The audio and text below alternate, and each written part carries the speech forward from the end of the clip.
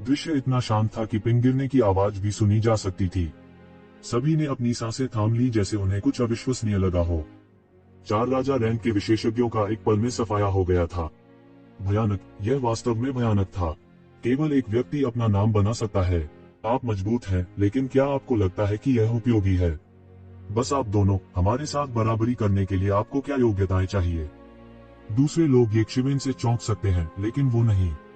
उन्हें अत्यधिक गर्व था, यहाँ तक यक्षिवेन भी उसका आत्मविश्वास नहीं दिखा सका।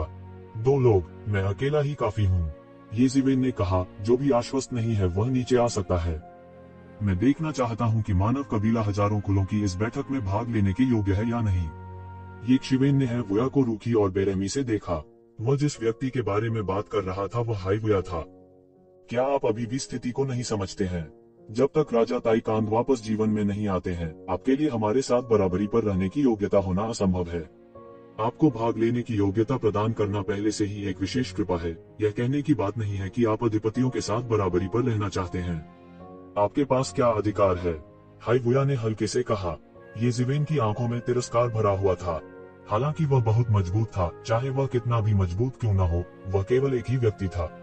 उन्हें उनके साथ समान स्तर पर रहने का क्या अधिकार था? सबसे महत्वपूर्ण बात, अपने घायल शरीर के साथ तुम वास्तव में मुझसे लड़ना चाहते हो? हाइवुया ने एक चौंकाने वाला तथ्य उदासीनता से कहा। क्या येज़िवेन घायल हो गई है? ये कैसे संभव है? उद्धरण चिन्ह, असंभव, मुझे विश्वास नहीं होता। यह कैसे संभव है? एक घायल व्यक्ति इतना मजबूत कैसे हो सकता है? किसी को भी विश्वास नहीं हो रहा था कि यक्षिवेन घायल हो गई थी। यदि कोई घायल व्यक्ति इतना बलवान था तो निस्संदेह यह उनके लिए बड़ी विडंबना थी। सभी ने फिर से यक्षिवेन के चेहरे की ओर देखा। ऐसा नहीं लगता था कि उनका इससे इनकार करने का कोई इरादा था। ऐसा लग रहा था कि वह मौन रूप से सहमत हो गया था कि वह घायल हो गया था। उनकी आंखों में आश्चर्य और भी गहरा था। स्वाभाविक रूप से वे घायल अवस्था और चरम अवस्था के बीच भारी अंतर के बारे में बहुत स्पष्ट थे। कई लोगों के लिए इन 4 लोगों में से किसी एक को हराना असंभव था, भले ही वे अपनी चरम अवस्था में हों। हालांकि येज़िवेन ने इसे ऐसी स्थिति में किया था जहां वह गंभीर रूप से घायल हो गए थे। हर कोई समझ गया कि उनके लिए इसका क्या मतलब है। इसका मतलब यह भी था कि यक्षिवेन की भयावहता उनकी कल्पना से बहुत परे थी। हर किसी के दिल में येज़िवेन का डर धीरे धीरे प्रकट होने लगा। मैं अकेला ही काफी हूँ, येज़िवेन ने धीरे से कहा। वह मानव जाति के कई विशेषज्ञों के सामने पहाड़ की तरह खड़ा था। येज़िवेन राजा स्तर के कई विशेषज्ञों से घिरी हुई थी। ऐसा लगा जैसे वे गंभीर रूप से घायल होने पर उसे खत्म करना चाहते थे। जो भी हो, सभी जातियों के लोग थे जो मनुष्यों के उत्थान को देखने के इच्छुक नहीं थे। जियुइंग दानव राजा और उत्तरी पर्वत कबीले के प्रमुख केवल पहली लहर थे। इस समय हाइवुया के नेतृत्व में उन सभी ने लिनफैन को घेर लिया। क्या हम बैठकर बात नहीं कर सकते? क्या असंख्य कुलों की बैठक आज डेविल रेस के आक्रमण का विरोध करने के लिए आयोजित नहीं हुई है? ये फैन ने कहा। क्या हम आंतरिक कलह में फूट डालने जा रहे हैं और डेविल रेस को हम पर हंसने देंगे? मानव जाति के लोग यह महसूस किए बिना नहीं रह सकते थे कि भविष्य अंधकार में था। वहां सैकड़ों राजा स्तर के विशेषज्ञ उपस्थित थे और उनमें से अधिकांश मानव जाति के अनुकूल नहीं थे। उनमें प्रबल शत्रुता भी थी। किसी को उम्मीद नहीं थी कि मानव जाति को फिर से उठने का मौका मिलेगा। यदि उन्हें सबसे पहले नेतृत्व करने के लिए कहा जाता तो शायद उनमें ऐसा करने का साहस न होता। हालांकि उन्होंने हवा का पीछा करने और पीछे से हमला करने की हिम्मत जरूर की। अब जबकि हाइवुया व्यक्तिगत रूप से कार्रवाई कर रही थी, अगर कुछ होता है तो हाइवुया को भी इसका खामियाजा भुगतना पड़ेगा।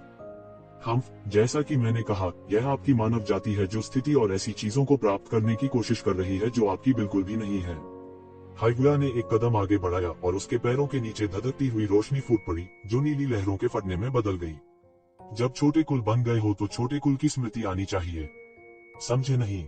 चूंकि आप सभी का इरादा मेरी मानव जाति को मारने का है, तो ऐसा करना बेकार है, येज़िवेन ने धीरे से कहा। उनका लहजा अतुलनीय रूप से दबंग था, ताइगू घाटी के भगवान की तरह। मानव वंश की स्थिति कभी भी दान पर निर्भर नहीं रही है। इसके बजाय यह हत्या और हत्या पर निर्भर थे। तुम्हें पीटने के बाद ही आज हमारा यह दर्जा है। बहुत अच्छा, तुम्हारे पास रीढ़ की हड्डी थोड़ी है। अब मानव जाति की अंतिम गरिमा तुम्हें सौंपी गई है। देखो, मैं तुम्हारी मानव जाति की रीढ़ को पूरी तरह से नहीं तोड़ देता। इस समय एक अधेड़ उम्र का व्यक्ति राजा स्तर के विशेषज्ञों की सीटों से बाहर चला गया। यह एक आदमी था जिसके पीछे क्रिस्टल पंखों की एक जोड़ी थी और वह बेहद प्रतापी था। उसके शरीर पर एक अत्याचारी आभा थी और यह जियुइंग दानव राजा से अधिक मजबूत थी। यह क्रिस्टल रेस का पितामह है। मानव जाति के कुछ विशेषज्ञों ने इस व्यक्ति की पहचान की। क्रिस्टल रेस को 100 क्लान एलायंस के शीर्ष 10 शाही कुलों में भी शीर्ष स्थान पर रखा गया है। सबसे महत्वपूर्ण बात यह है कि क्रिस्टल रेस और नॉर्थ माउंटेन कबीला प्राचीन काल से ही बहुत अच्छे पदों पर रहे हैं। क्रिस्टल रेस के पितामह भी क्रिस्टल रेस के सबसे मजबूत विशेषज्ञों में से एक हैं। प्राचीन काल से क्रिस्टल रेस का जीवन काल बहुत लंबा रहा है, दसियों हजार साल। ऐसा कहा जाता है कि क्रिस्टल रेस के पितामह ने 10,000 से अधिक वर्षों तक खेती की है। यहाँ तक नॉर्थ माउंटेन कबीले के नेता जियुइंग दानव राजा और अन्य को उसके सामने केवल जूनियर माना जा सकता है। सभी ने गहरी सांस ली। यदि ऐसा तब होता जब मानव जाति अभी भी अपने चरमोत्कर्ष पर थी, तो यह स्वाभाविक रूप से कुछ भी नहीं होता। हालांकि मानव जाति अब वह नहीं थी जो अतीत में थी, और फिर भी इतनी पुरानी प्राचीनता उभरी थी। केवल यह विशेषज्ञ ही मानव जाति के विशेषज्ञों की वर्तमान कतार को दबाने के लिए पर्याप्त था। सभी के दिलों में शक्तिहीनता का भाव जाग उठा। ये जीवेन बहुत मजबूत हो सकते हैं, लेकिन उनकी साधना का समय बहुत कम था। वह क्रिस्टल रेस के पितामह का एक अंश भी नहीं था। किंग डिवीजन के स्तर के विशेषज्ञों के लिए यदि वे उच्च स्तर तक उन्नत नहीं हुए थे, तो काफी हद तक यह एक दूसरे की खेती की गहराई पर निर्भर करता था। हर किसी की नजर में ये जीवेन, जिसने केवल कुछ 100 वर्षों तक खेती की थी, स्वाभाविक रूप से इस संबंध में क्रिस्टल रेस के पितामह के लिए अतुलनीय था। आप इंसानों ने हमेशा इसे अच्छे तरीके से कहा है। जैसे ही आवाज गिरी, एक और बूढ़ा शून्य से बाहर चला गया। उसकी राक्षसी आभा आकाश में उड़ गई और उसके शरीर के चारों ओर राक्षसी आभा ने एक विशाल एक पैर वाला पक्षी बना लिया। इसने अपने पंख फड़फड़ाए और आकाश में उड़ गया। यह एक द्विफैंग था, दानव राजा द्विफैंग। मानव जाति के बीच एक और हंगामा हुआ। एक और बूढ़ा बाहर आया था। मानव जाति के जीवन काल का नुकसान इस समय पूरी तरह से प्रकट हो गया था। सामान्य लोगों के लिए 10,000 वर्षों का जीवन काल लंबा और अंतहीन था। वास्तव में शक्तिशाली योद्धाओं के लिए, चाहे उनके पास कितना भी समय क्यों न हो, यह पर्याप्त नहीं था। वे जितना आगे बढ़ते गए, उन्हें अगले क्षेत्र में प्रवेश करने के लिए उतने ही अधिक समय की आवश्यकता होती थी। लंबे समय तक जीवित रहने वाली दानव जाति, कुछ समुद्री जाति और 100 कबीले गठबंधन की कुछ पुरानी प्राचीन वस्तुएं भी कई पीढ़ियों तक मानव जाति के उत्थान और पतन को देख सकती थी। उन्होंने उसे सिंदूर से भवन बनाते, अतिथियों का सत्कार करते और उसके भवन को गिराते हुए देखा। इस संबंध में मानव जाति की तुलना बिल्कुल नहीं की जा सकती थी। विशेष रूप से इस समय जब युद्ध में सभी विशेषज्ञ मारे गए थे, नुकसान और भी स्पष्ट था। विशेष रूप से दानव जाति के बीच उन प्राचीन और महान जातियों में से प्रत्येक के पास ऐसे रहस्य थे जिन्हें सामान्य लोग नहीं समझ सकते थे।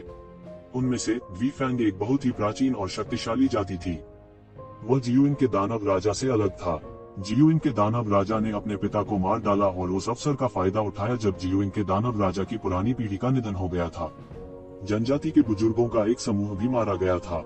बिफिन के दानव राजा की तुलना में, जो 10,000 साल पहले ही प्रसिद्ध हो चुका था, वह अभी भी बहुत दूर था। चूंकि मानव जाति का पतन हो गया है, यह स्वर्ग की इच्छा है। क्या आपको नहीं लगता कि आपके लिए स्वर्ग की अवहेलना करने की कोशिश करना हास्यास्पद है? इस समय समुद्र की दौड़ के राजा विभाजन विशेषज्ञ की ओर से एक कर्कश आवाज आई। यह गहरे रंग की त्वचा वाला एक मजबूत आदमी था जो बारीक तराजू की परत से ढका हुआ था। वह ड्रैगन या बाघ की तरह एक राजसी चाल के साथ कदम से कदम मिलाकर चला। उसका हर कदम हवा के झोंके की तरह था। एक अतुलनीय शक्तिशाली आभा के साथ वह भीड़ की ओर लपका। वह जियुइंग शार्क रेस का नेता है, जो अंतहीन समुद्री क्षेत्र के अधिपतियों में से एक है। इस बार वह पूर्वी सागर क्षेत्र में नरसंहार के नेताओं में से एक है। मैं नहीं जानता कि उसने कितने मानव योद्धाओं और काश्तकारों को निगल लिया है। वह था ताकत वाला एक निर्दयी साथी भी है। हालांकि यह कहा जाता है कि उसने वास्तव में एक जियुइंग में बदलने का कदम नहीं उठाया है, वह वास्तव में लगभग वहां है। मानव जाति में से किसी ने कांपती आवाज में कहा। इन तीनों को अलग खड़ा देखकर कई लोग पूरी तरह मायूस हो गए। इन तीनों में से कोई भी एक भयानक अस्तित्व था जो मानव जाति के 4 शाही कुलों के नेताओं के साथ प्रतिस्पर्धा कर सकता था। साधारण मार्किस कुलों के नेताओं की तुलना में वे बहुत अधिक अत्याचारी थे। यदि राजा मंडल में सबल और दुर्बल थे, तो इसमें कोई संदेह नहीं कि वे उनमें सबसे अधिक अत्याचारी थे। कठिन जियुइंग दानव राजा को केवल अधिक अत्याचारी समूह में से एक माना जा सकता है। इस अत्यंत शक्तिशाली समूह की तुलना में स्पष्ट रूप से एक बड़ा अंतर था। ऐसा लग रहा था कि जब ये जिवेन ने जियुइंग दानव राजा और अन्य लोगों को आसानी से हरा दिया, तो इसने सभी को बहुत ज्यादा चौंका दिया था। हर कोई जानता था कि एक शिवेन कोई ऐसा व्यक्ति नहीं था जिसके साथ छल किया जाए, भले ही वह गंभीर रूप से घायल हो गया हो। वे साधारण किंग डिवीजन के विशेषज्ञ, भले ही वे मानव जाति के विशेषज्ञों को मारना चाहते थे, एक चाल चलने की हिम्मत नहीं करते थे।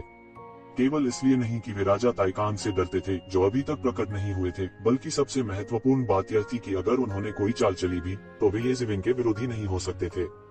न केवल मानव जाति बल्कि विभिन्न जातियों के विशेषज्ञ भी अचानक भयभीत हो गए। डेविल वेस में भी इन कुछ लोगों की प्रतिष्ठा एक प्रसिद्ध अस्तित्व थी। मानव जाति की तरफ येज़िविन के अलावा केवल ये फैन था। हालांकि ये फैन सबसे कमजोर नहीं थी, उसे साधारण स्तर का ही माना जा सकता था। वह जियुइंग दानव राजा से भी कमजोर था।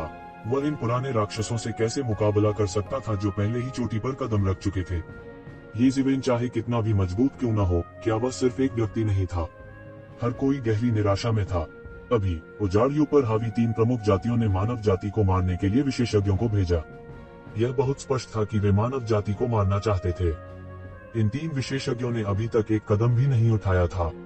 उनके द्वारा छोड़ी गई भयानक आभा ही लोगों को ठंडक का एहसास कराने के लिए काफी थी। और ये तीनों जिस व्यक्ति से डील करने जा रहे थे वो येज़िविन था। यह सिर्फ ये 3 विशेषज्ञ नहीं थे। जिस बात ने अनगिनत लोगों को और भी चिंतित कर दिया वह थी उन 3 जातियों का रवैया जिनका वे प्रतिनिधित्व करते थे। जाहिर तौर पर तीनों जातियां नहीं चाहती थीं कि मानव जाति को फिर से उठने का मौका मिले। ये 3 लोग सिर्फ 3 जातियों के प्रतिनिधि थे। उन्होंने मानव जाति को बिल्कुल भी जीने देने की योजना नहीं बनाई थी। शायद हर कोई मानव जाति का सफाया नहीं करना चाहता था, लेकिन कोई भी मानव जाति को फिर से उठते हुए नहीं देखेगा। मानव जाति की येज़िविन ही एकमात्र ऐसी थी जो इन 3 शीर्षस्थ विशेषज्ञों का सामना कर सकती थी। क्या वह उनका सामना कर सकता था? भले ही उसने अभी अभी अपनी अजेय शक्ति का प्रदर्शन किया था, फिर भी ऐसे बहुत से लोग नहीं थे जो अभी भी उसके बारे में बहुत सोचते थे। भले ही उन्हें उस पर भरोसा था, लेकिन इन 3 लोगों को देखकर उन्हें इतना भरोसा नहीं हुआ। कहने की बात नहीं है, हाइविया भी थी जो समान रूप से अथाह थी। और कुछ येज़िविन ने 3 लोगों का पीछा करते और उन्हें रोकते हुए नोटिस नहीं किया। उसने केवल उदासीनता से पूछा, सिर्फ हम तीनों ही काफी हैं तुम्हें पटाने के लिए? वंशार्क जाति के नेता ने ठंडेपन से कहा। उन्हें अपनी युद्ध क्षमता पर पूरा भरोसा था। यहाँ तक अगर वह येज़िविन का सामना कर रहा था जिसने अभी अभी स्वर्ग क्षेत्र के 4 शिखर विशेषज्ञों का वध किया था, तब भी वह उससे बिल्कुल भी नहीं डरता था। उनका मानना कि वे अकेले ही काफी हैं। उनमें से कोई भी येज़िविन को हराने के लिए काफी था। इसके अलावा वे तीनों एक साथ हमला कर रहे थे। यह केवल 3 जातियों का रवैया दिखाने के लिए था। आप वास्तव में असाधारण हैं। आपके जैसे व्यक्ति के लिए मानव जाति में प्रकट होना आसान नहीं है। क्रिस्टल जाति के नेता ने कहा, यह अफसोस की बात है कि आप गलत युग में पैदा हुए हैं। यदि आप मानव जाति के गौरवशाली युग में पैदा हुए हैं तो आपके लिए राजा बनना असंभव नहीं होगा। यह अफसोस की बात है कि अब ऐसे विशेषज्ञ के अस्तित्व के लिए कोई जगह नहीं है। सब दंग रह गए। किसी को भी उम्मीद नहीं थी कि क्रिस्टल जाति के नेता येज़िविन का इतना उच्च मूल्यांकन करेंगे। एक राजा। महाद्वीप पर जातियों के लिए एक राजा को सर्वोच्च लक्ष्य कहा जा सकता है। अनंत लोग भले ही राजा न हो, लेकिन राजा का मतलब अनंत जीवन होता है। यह एक लौह पहने नियम था। यहाँ तक मानव जाति के अनगिनत वर्षों के इतिहास के बावजूद उन्होंने केवल कुछ ही सम्राट पैदा किए थे। इससे यह देखा जा सकता है कि महाद्वीप की विभिन्न जातियों के लिए सम्राट की उपाधि का क्या अर्थ है। यह बस एक सर्वोच्च सम्मान था। बड़े से बड़ा अहंकारी भी यह कहने का साहस नहीं कर सकता था कि उनमें राजा की उपाधि धारण करने की क्षमता है। क्रिस्टल रेस के नेता ने जो कहा था वह स्पष्ट रूप से सर्वोच्च प्रशंसा थी। हालांकि सभी ने सोचा कि यह मूल्यांकन थोड़ा अतिशयोक्तिपूर्ण हो सकता है, लेकिन यह कहने का आत्मविश्वास उनमें निश्चित रूप से था। कहा जा सकता है कि उनकी उपस्थिति ने मानव जाति को सबसे महत्वपूर्ण क्षण में हाथ में एक शॉट दिया। उन्होंने मानव जाति को विलुप्त होने के खतरे से बचाया था। उस समय जियुइंग कबीला और उत्तरी पर्वत कबीला सबसे क्रूर था, जो मानव जाति का सर्वनाश करना चाहता था। लेकिन अंत में उनका सफाया कर दिया गया और यह सब इस युवक द्वारा किया गया। अगर ऐसा होता तो येज़िविन का मूल्यांकन बहुत गलत नहीं होता। आपने हाल ही में राजा के पद पर कदम रखा है, लेकिन आपकी युद्ध शक्ति और नींव इतनी गहरी है कि यह अविश्वसनीय है। मैं इतने लंबे समय तक जीवित रहा, लेकिन मैंने इसे पहली बार देखा है। बी फैंग दानव राजा ने कहा। सबने फिर दम तोड़ दिया। यह ठीक था अगर यह सिर्फ क्रिस्टल रेस का नेता होता, लेकिन यहाँ तक बी फैंग दानव राजा ने भी ऐसा कहा। हर कोई हैरान हुए बिना नहीं रह सका। क्या येज़िविन वास्तव में इतना अत्याचारी था कि बी फैंग दानव राजा ने भी उसकी इस तरह प्रशंसा की? यह अफसोस की बात है कि आपको नहीं आना चाहिए था। बी फैंग दानव राजा ने कुछ अफसोस के साथ कहा। मेरे पास कोई रास्ता नहीं था, येज़िविन ने बेहोश होकर कहा, लेकिन आपके पास एक विकल्प है। यह अफसोस की बात है कि आप अभी भी दिखाई दिए। आप जानते हैं कि आप यह नहीं कर सकते, लेकिन फिर भी आप इसे करते हैं। आपके पास वास्तव में बहुत साहस है। दुर्भाग्य से इस दुनिया में महान साहस पर्याप्त नहीं है। द्विफैंग दानव राजा ने कहा, ऐसा नहीं है कि मुझमें बहुत साहस है। ये जिवेन ने मुस्कुराते हुए कहा, आज आप क्या चाहते हैं कि आप बैठकर बात करें? जब तक आप हम तीनों के हमले के बाद जीवित रह सकते हैं, तब तक मैं इसे स्वीकार करूंगा और मानव जाति को एक स्थान दूंगा। इस समय फ्लड शार्क रेस के नेता ने कहा, जब तक आप दिखा सकते हैं कि आपके पास हमारे साथ बराबरी पर रहने की ताकत है। हाँ, इस दुनिया में कमजोर बलवानों के शिकार होते हैं। मुझे लगता है कि आप भी अच्छी तरह से समझते हैं। वैसे भी मानव जाति ने बहुत अधिक स्थानों पर कब्जा कर लिया है, लेकिन आपके पास उनकी रक्षा करने की क्षमता नहीं है। इसमें खुद भी एक तरह का पाप है। जैसा कि कहा जाता है, एक निर्दोष व्यक्ति अपने धन के कारण मुसीबत में पड़ जाता है। क्रिस्टल रेस के नेता ने कहा। ये जिवेन ने उन तीनों को देखा और कहा, तो चलो करते हैं। जैसे ही ये जिवेन की आवाज गिरी, उसका फिगर शून्य में गायब हो गया था। जब वह फिर से प्रकट हुआ, तो वह तुरंत द्विफैंग दानव राजा के सामने उपस्थित हुआ। उसकी गति अत्यंत तीव्र थी, सुनहरी बिजली की भांति वह क्षण भर में उड़ गया।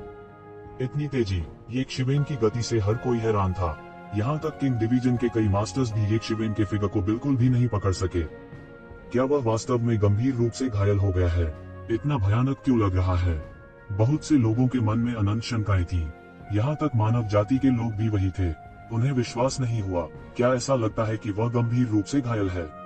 जब वे अपने शिखर पर थे, तब भी उनमें ऐसी क्षमता नहीं थी। यह अविश्वसनीय था। यह गति बहुत अच्छी है, लेकिन अगर आप मुझे हराना चाहते हैं, तो आपको अभी भी एक लंबा रास्ता तय करना है। मैं एक बूढ़ा और नरम खुरमा नहीं हूँ जैसा आप सोचते हैं कि मैं हूँ। द्विफैंग दानव राजा ने उपहास के साथ कहा। उसकी आंखों में एक पल में एक तेज रोशनी चमक उठी। फिर उसने तुरंत हमला कर दिया। उसकी पतली हथेली शून्य में एक तेज पंजे में बदल गई और सीधे मौके पर ही एक शिवेन की ओर लपकी। यह सीधे शून्य में घुस गया और इसकी गति एक शिवेन की गति से थोड़ी तेज थी। इसने सीधे एक शिवेन के दिमाग पर कब्जा कर लिया।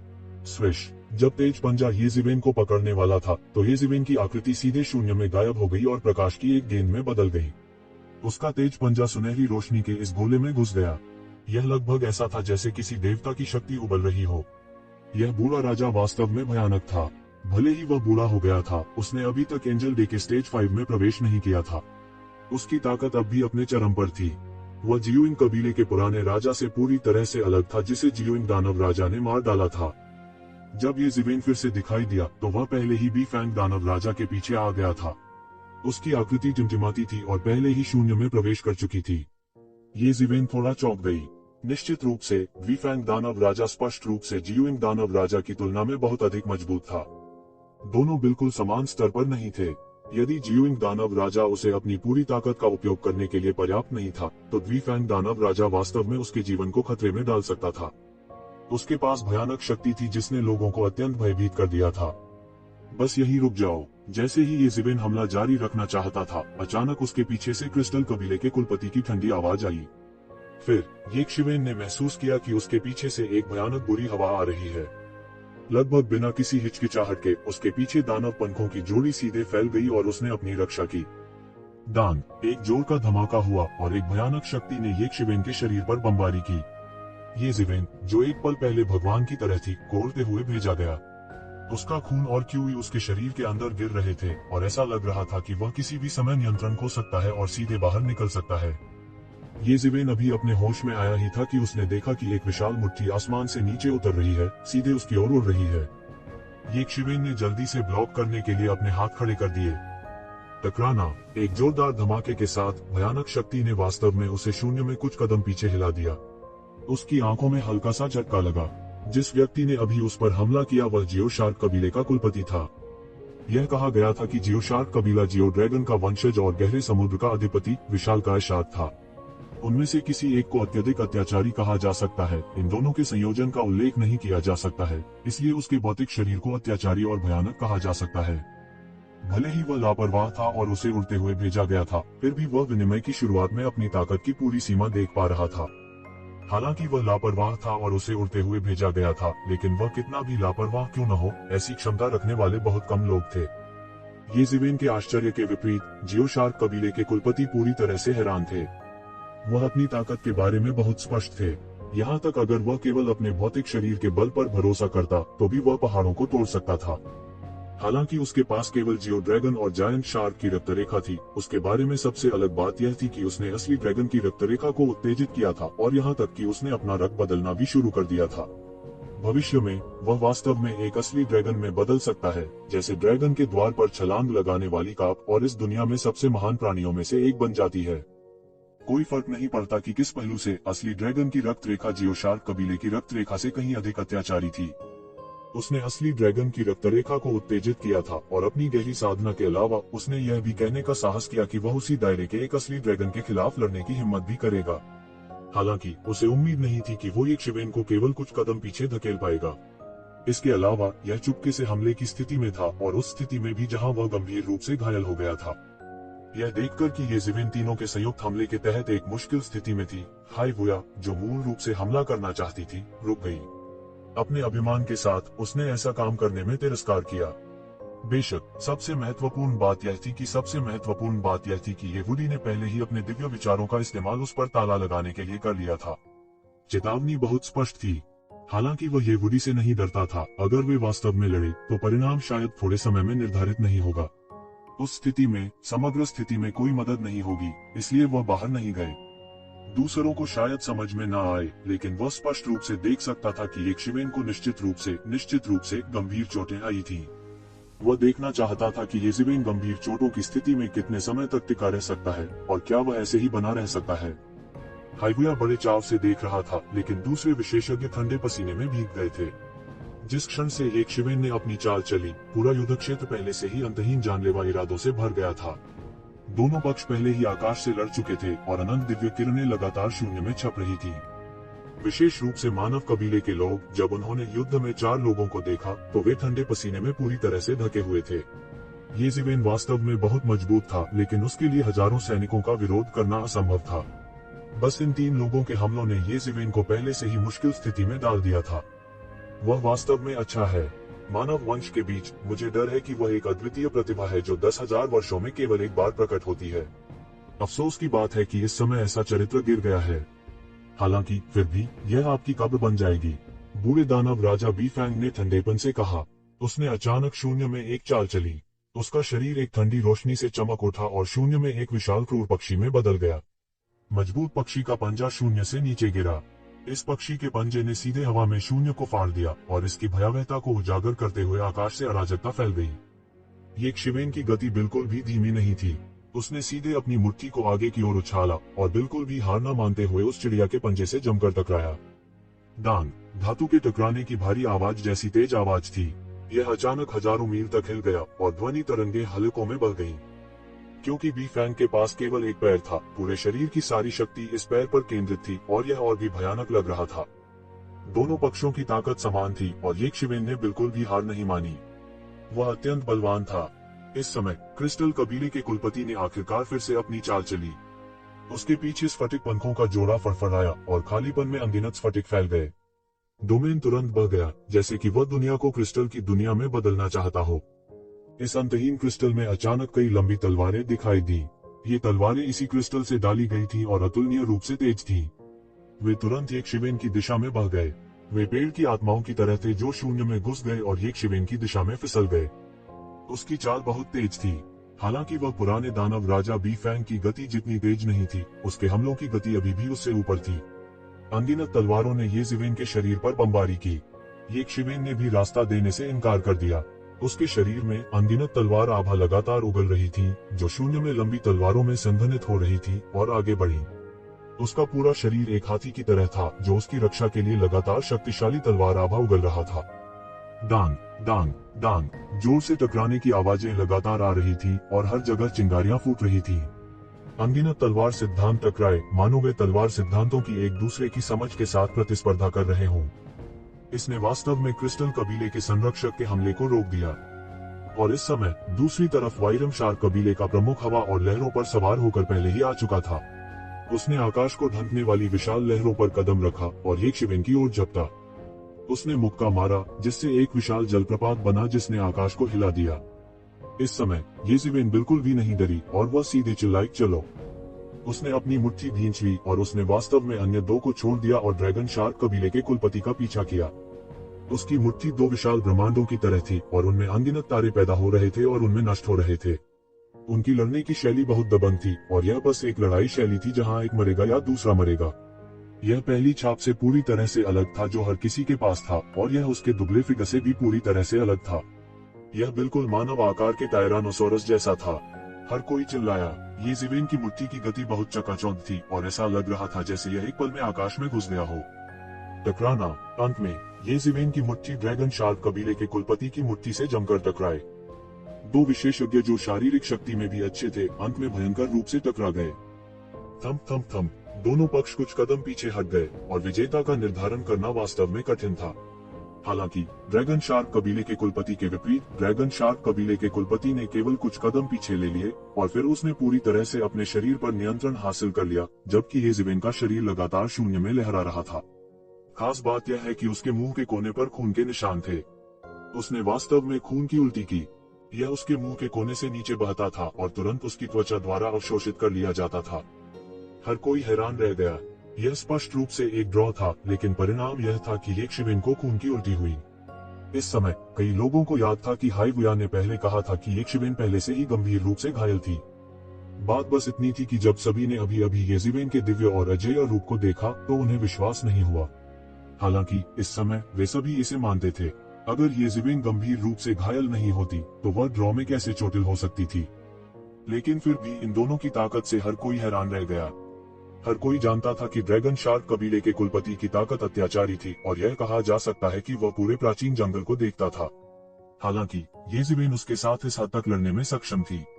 उनकी उम्र को देखते हुए इसे चौंकाने वाला कहा जा सकता है। इसलिए बी फोंग लाओ वांग ने वास्तव में कहा था कि ये ज़िवेन के पास राजा की उपाधि से सम्मानित होने की क्षमता थी।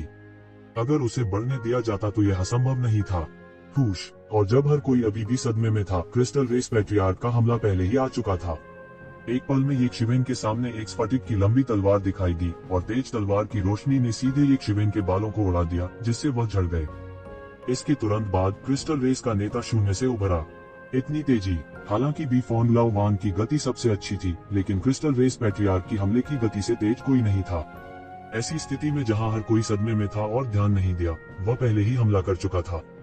इस समय बहुत से लोगों के हृदय अतुलनीय रूप से जटिल थे।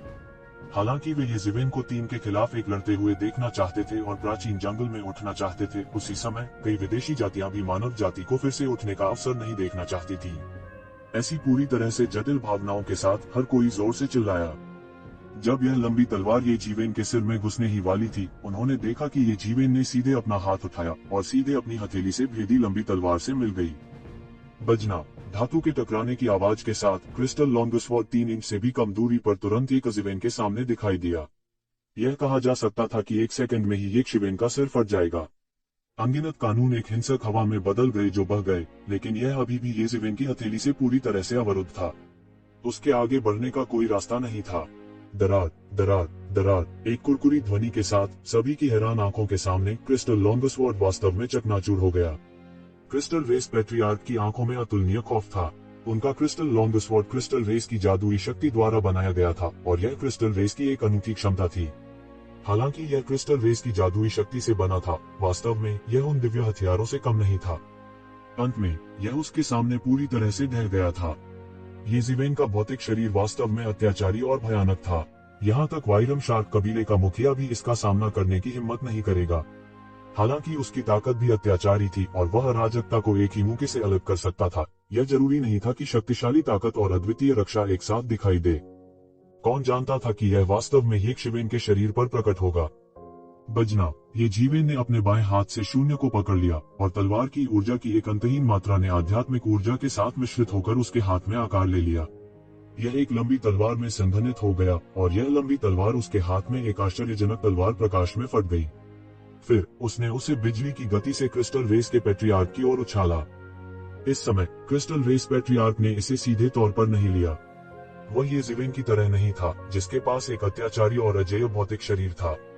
उसने सीधे कुछ कदम उठाए और उसकी आकृति सीधे दसियों हजार मीटर दूर दिखाई दी। वो बहुत तेज था और एक शिवेन की तलवार की आभा से प्रभावित नहीं हुआ था। हर कोई डरा हुआ था, खासकर मानव योद्धा जिन्होंने राहत की लंबी सांस ली। ये ज़िवेन उनकी आशा थी और उनकी एकमात्र आशा भी। ये ज़िवेन व्यक्तिगत रूप से आए और उनकी आखिरी उम्मीद को मार डाला, लेकिन मानव जाति के लिए अगर वह भी गिर गया तो यह इंपीरियल कोर्ट के भंग होने की निराशा के समान होगा और वह एकमात्र व्यक्ति था जिस पर वे भरोसा कर सकते थे। आप बहुत अच्छे हैं, मेरी कल्पना से थोड़े मजबूत हैं, लेकिन यह बेकार है। आप पहले से ही गंभीर रूप से घायल हैं और आपके लिए हमारे लिए मैच होना असंभव है। क्रिस्टल रेस पैट्रियार्क ने ठंडेपन से कहा, उनके लिए अगर वे गंभीर रूप से घायल व्यक्ति को भी नहीं उतार सकते तो यह एक बड़ी विडंबना होगी। उसने शुरू से ही इस समस्या के बारे में नहीं सोचा था। यह इससे ज्यादा कुछ नहीं था कि उसने कितनी ताकत लगाई और कितनी ताकत लगाने को तैयार था। यह सब कहना बेकार है। दम है तो आकर मेरी जान ले लो, ये ज़िवेन ने उपहास किया और वह जरा भी नहीं रुका। उसके हाथ में तलवार की रोशनी और भी तेज हो गई और तुरंत विशाल आकाश से जा टकराए। अराजकता खुल गई और कानून एक एक करके सबके सामने आ गए, बेहद स्पष्ट। इस समय उन्होंने क्रिस्टल रेस पैट्रियार्क पर हमला करने की पहल की। शून्य में तलवार की रोशनी एक झरने में बदल गई और सीधे क्रिस्टल रेस पैट्रियार्क में चली गई। जैसे ही एक शिवेन ने अपनी चाल चली, उसने पहले ही अपनी लंबी तलवार वापस ले ली थी और उसके पीछे से वार कर दिया था। शून्य में एक बूढ़े व्यक्ति की आकृति दिखाई दी। यह द्विफैंग लाओ वांग था। उस पल में वह पहले ही अपनी चाल चल चुका था। उसका चुपके से किया गया हमला लगभग सफल हो गया था, लेकिन ये ज़िवेन अभी भी समय पर प्रतिक्रिया करने में कामयाब रही। बजना, एक भयानक टक्कर की आवाज सुनाई दी और अंतहीन वायु तरंगों ने आकाश को उलट दिया। एक और भी भयानक युद्ध हुआ और 4 लोगों में से प्रत्येक को चोटी का राजा कहा जा सकता था और उनके हमले निर्मम थे। यह एक भयंकर लड़ाई थी। इन चारों में से किसी एक में दुनिया को पलटने की क्षमता थी। उन्हें दुनिया में शीर्ष व्यक्ति माना जा सकता है। उनके आकस्मिक हमलों में दुनिया को तबाह करने की ताकत थी। पलक झपकते ही दोनों पक्षों ने 1000 से अधिक चालों का आदान प्रदान किया था। शून्य में लड़ाई अधिक से अधिक तीव्र होती जा रही थी। दोनों पक्षों को प्राचीन हुजर युग के शीर्ष आंकड़े कहा जा सकता है। उनके द्वारा की गई हर एक चाल में स्वर्ग और पृथ्वी के नियम शामिल थे। शून्य दरारों से भर गया था और यह बेहद भयानक था। यह एक युद्ध था जो राजा का था। दुनिया के कानूनों के बारे में उनकी समझ बहुत भयानक स्तर तक पहुंच गई थी, जो हर किसी की कल्पना से परे थी। इतना डरावना, ये लोग इतने डरावने हैं। मुझे डर है कि किसी ऐसे व्यक्ति को ढूंढना मुश्किल है जो उनमें से किसी एक को उसी दायरे में दबा सके। उपस्थित सभी किंग ग्रेड विशेषज्ञों ने आश्चर्य की ऐसी चीख निकाली। केवल वे ही इन 4 लोगों की इतनी गहरी समझ रख सकते थे जो राजा स्तर के भी थे, क्योंकि राजा के स्तर से नीचे के योद्धा मुश्किल से देख सकते थे कि वे राजा स्तर के सामान्य विशेषज्ञों से अधिक मजबूत थे। इसके अलावा वे बहुत मजबूत थे। हालांकि वे कितने मजबूत थे इस बारे में कोई विशेष बयान नहीं दिया गया था, लेकिन वे इसे बहुत स्पष्ट रूप से देख सकते थे। क्योंकि वे अपनी स्वयं की ताकत की तुलना करेंगे, वे आसानी से इस निष्कर्ष पर पहुंच सकते थे कि उनके और इन 4 लोगों के बीच एक बहुत बड़ा अंतर प्रतीत होता है। बूढ़ा दानव राजा द्विफैंग वास्तव में डरावना है। वह राजा स्तर के विशेषज्ञों के बीच राजा बनने का हकदार है। दुनिया में कुछ विरोधी है। द क्रिस्टल रेस के पैट्रियार्क जरा सा भी हीन नहीं है। उसका आकस्मिक हमला दुनिया में घुसने में सक्षम लगता है। वंशार्क रेस के कुलपति की मुट्ठी की ताकत अद्वितीय है। यह कई साल पहले की तुलना में भी मजबूत है। इस समय के दौरान मुझे नहीं पता कि उसने कितने मानव विशेषज्ञों को खा लिया है। उसकी ताकत बहुत बढ़ गई है। वह वास्तव में ओल्ड डेमन किंग बीफैंग और अन्य लोगों के साथ कंधे से कंधा मिलाकर खड़े हो सकते हैं। हर कोई बेहद चकित था। यदि वे एक ही स्थिति में होते तो उनके लिए इस हद तक लड़ना असंभव होता। उनमें से किसी एक के हमले को रोकना भी उनके लिए मुश्किल होगा। हालांकि जिस बात ने सभी को और भी हैरान कर दिया वह यह थी कि एक शिवेन वास्तव में इन 3 भयानक विशेषज्ञों के हमलों का सामना करने में सक्षम थी। ये ज़िवेन वास्तव में डरावना है। वह लगातार ऐसे 3 शीर्ष विशेषज्ञों का सामना कर रहा है। कोई और मर जाएगा, लेकिन वह जबरन विरोध कर सकता है। कोई आश्चर्य नहीं कि पुराने दानव राजा बीफैंग ने भी कहा कि उनके पास राजा बनने का अवसर हो सकता है। यह अफसोस की बात है कि वह गलत युग में पैदा हुआ था। आप बहुत मजबूत हैं, मेरी उम्मीदों से परे हैं, लेकिन बस इतना ही है। क्रिस्टल रेस के नेता ने उसकी ओर ठंडी दृष्टि से देखा। उसके हाथ में क्रिस्टल लॉन्ग स्वॉर्ड ऐसा लग रहा था जैसे वह बर्फ के क्रिस्टल से बना हो। यह भयानक प्रकाश से चमका, मानो कोई भयानक शक्ति आक्रमण करने वाली हो। बजना, तलवार की रोशनी ने आकाश को चकनाचूर कर दिया और एक और भी दुखद युद्ध छिड़ गया। वह ये ज़िवेन को खुद से मारना चाहता था, जबकि दूसरी तरफ अन्य 2 ने अपने आक्रमण को धीमा कर दिया और क्रिस्टल रेस पैट्रियार्क की सहायता करने पर ध्यान केंद्रित करना शुरू कर दिया। जब तक वे आज एक शिवेन को मार सकते हैं तब तक सब कुछ पर्याप्त होगा। ये इस बात तक सीमित नहीं था कि एक शिवेन को कौन मारेगा। उन्होंने ऐसे मौके को क्यों छोड़ दिया? इसका कारण यह था कि ये ज़िवेन ऐसा लग रहा था जैसे वह मौत के कगार पर था और उसके मुंह के कोनों से अनियंत्रित रूप से खून बह रहा था। इसे समाप्त करने का समय आ गया है। क्रिस्टल रेस का नेता चिल्लाया और उसके हाथ में लंबी तलवार गुनगुनाई। क्रिस्टल की दुनिया तुरंत सभी दिशाओं में बह गई। उसने एक पल में अपना डोमेन खोल दिया था। प्राचीन काल से अनगिनत स्वामी थे और कई राजा भी थे। हालांकि जो राजा इस स्तर तक पहुंच सके उनमें से कुछ ही एक ही पीढ़ी के थे। क्रिस्टल रेस पैट्रियार्क का सामना करते हुए येज़ेबेल की गतिविधियों की सीमा भी बढ़ गई। उसके हाथ में देवदूत की तलवार ने एक भनभनाहट की आवाज की जो आकाश में गूंजती थी। यह तलवार की रोशनी से भरे आकाश में बदल गया, अपने रास्ते में सब कुछ मिटा दिया। हालांकि उसके मुंह के कोनों से खून लगातार बह रहा था, उसके हाथों की हरकत बिल्कुल भी धीमी नहीं हुई। उसका मन मिंगक्सिन प्राचीन वृक्ष द्वारा स्थिर था, लेकिन उसका चेहरा आश्चर्यजनक रूप से शांत था। हुश हुश हुश। येज़ेबेल की गति और भी तेज थी। हालांकि यह क्रिस्टल रेस का नेता था जिसने सबसे पहले हमला किया। येज़ेबेल ने पहल की और पहला हमला किया। येज़ेबेल की तलवार की रोशनी तुरंत आसमान में फैल गई और सीधे क्रिस्टल रेस पैट्रियार्क के शरीर में घुस गई। टकराना। क्रिस्टल रेस पैट्रियार्क चिल्लाया और उसके शरीर को सीधे उड़ते हुए भेजा गया। यह है। हर कोई चौंक गया। क्या ऐसा हो सकता है कि क्रिस्टल रेस पैट्रियार्क इतना कमजोर था? येज़ेबेल ने उन्हें सीधे चोट पहुंचाई थी। क्या क्रिस्टल रेस पैट्रियार्क हारने वाला है? सब दंग रह गए। वे केवल क्रिस्टल रेस पैट्रियार्क के शरीर को टूटी हुई डोर वाली पतंग की तरह क्षैतिज रूप से उड़ते हुए देख सकते थे। येज़ेबेल फिर से हमला करने वाली थी, लेकिन उसे ड्रैगन शार्क रेस पैट्रियार्क और old demon king Bi Fang ने रोक दिया। ये दोनों भी शीर्ष विशेषज्ञ थे जिनसे निपटना आसान नहीं था। और जब सभी ने सोचा कि क्रिस्टल रेस पैट्रियार्क मरने वाला है, तो उन्होंने उसे धीरे धीरे शून्य में ऊपर चढ़ते देखा। इस समय भीड़ ने आखिरकार उसके फटे कपड़ों के भीतर से क्रिस्टल के टुकड़ों को बिखरते देखा। ये क्रिस्टल भी थे जिन्होंने येज़ेबेल की तलवार की रोशनी को अवरुद्ध कर दिया था और एक बार उसे बचाया था। और यह क्रिस्टल रेस की जादुई शक्ति थी, लगभग एक जन्मजात क्षमता। ऐसा कहा जाता था कि जब क्रिस्टल रेस का जन्म हुआ था तो वे पूरी तरह से एक क्रिस्टल की तरह थे, एक क्रिस्टल व्यक्ति की तरह। लेकिन जैसे जैसे वे धीरे धीरे बड़े हुए, उन्होंने धीरे धीरे अपने शरीर पर स्फटिक के टुकड़ों को परिष्कृत किया और एक मानव रूप में विकसित हुए। लेकिन ये क्रिस्टल कोई मामूली बात नहीं थी। वे शरीर में सिकुड़ जाते हैं और सबसे महत्वपूर्ण क्षण में वे अपनी जान बचाने में सक्षम हो सकते हैं। उसका पूरा शरीर क्रिस्टल की एक परत से ढका हुआ था और उसका पूरा शरीर चमक रहा था। उसकी लंबी तलवार तुरंत आकाश में चुभ गई और तलवार की एक आश्चर्यजनक रोशनी नाच उठी, तलवार के अनगिनत सिद्धांतों को तोड़ते हुए, और येज़ेबेल की ओर नीचे गिर गई। उसकी जादुई शक्ति लंबे समय से बहुत ही भयानक स्तर तक विकसित की गई थी और इसने उसके शरीर को हीरे के शरीर जैसा बना दिया था और उसकी रक्षा अद्वितीय थी। इस दृश्य को देखकर कई मानव विशेषज्ञों के दिल डूब गए। क्रिस्टल रेस के पितामह पहले से ही इतने भयानक थे।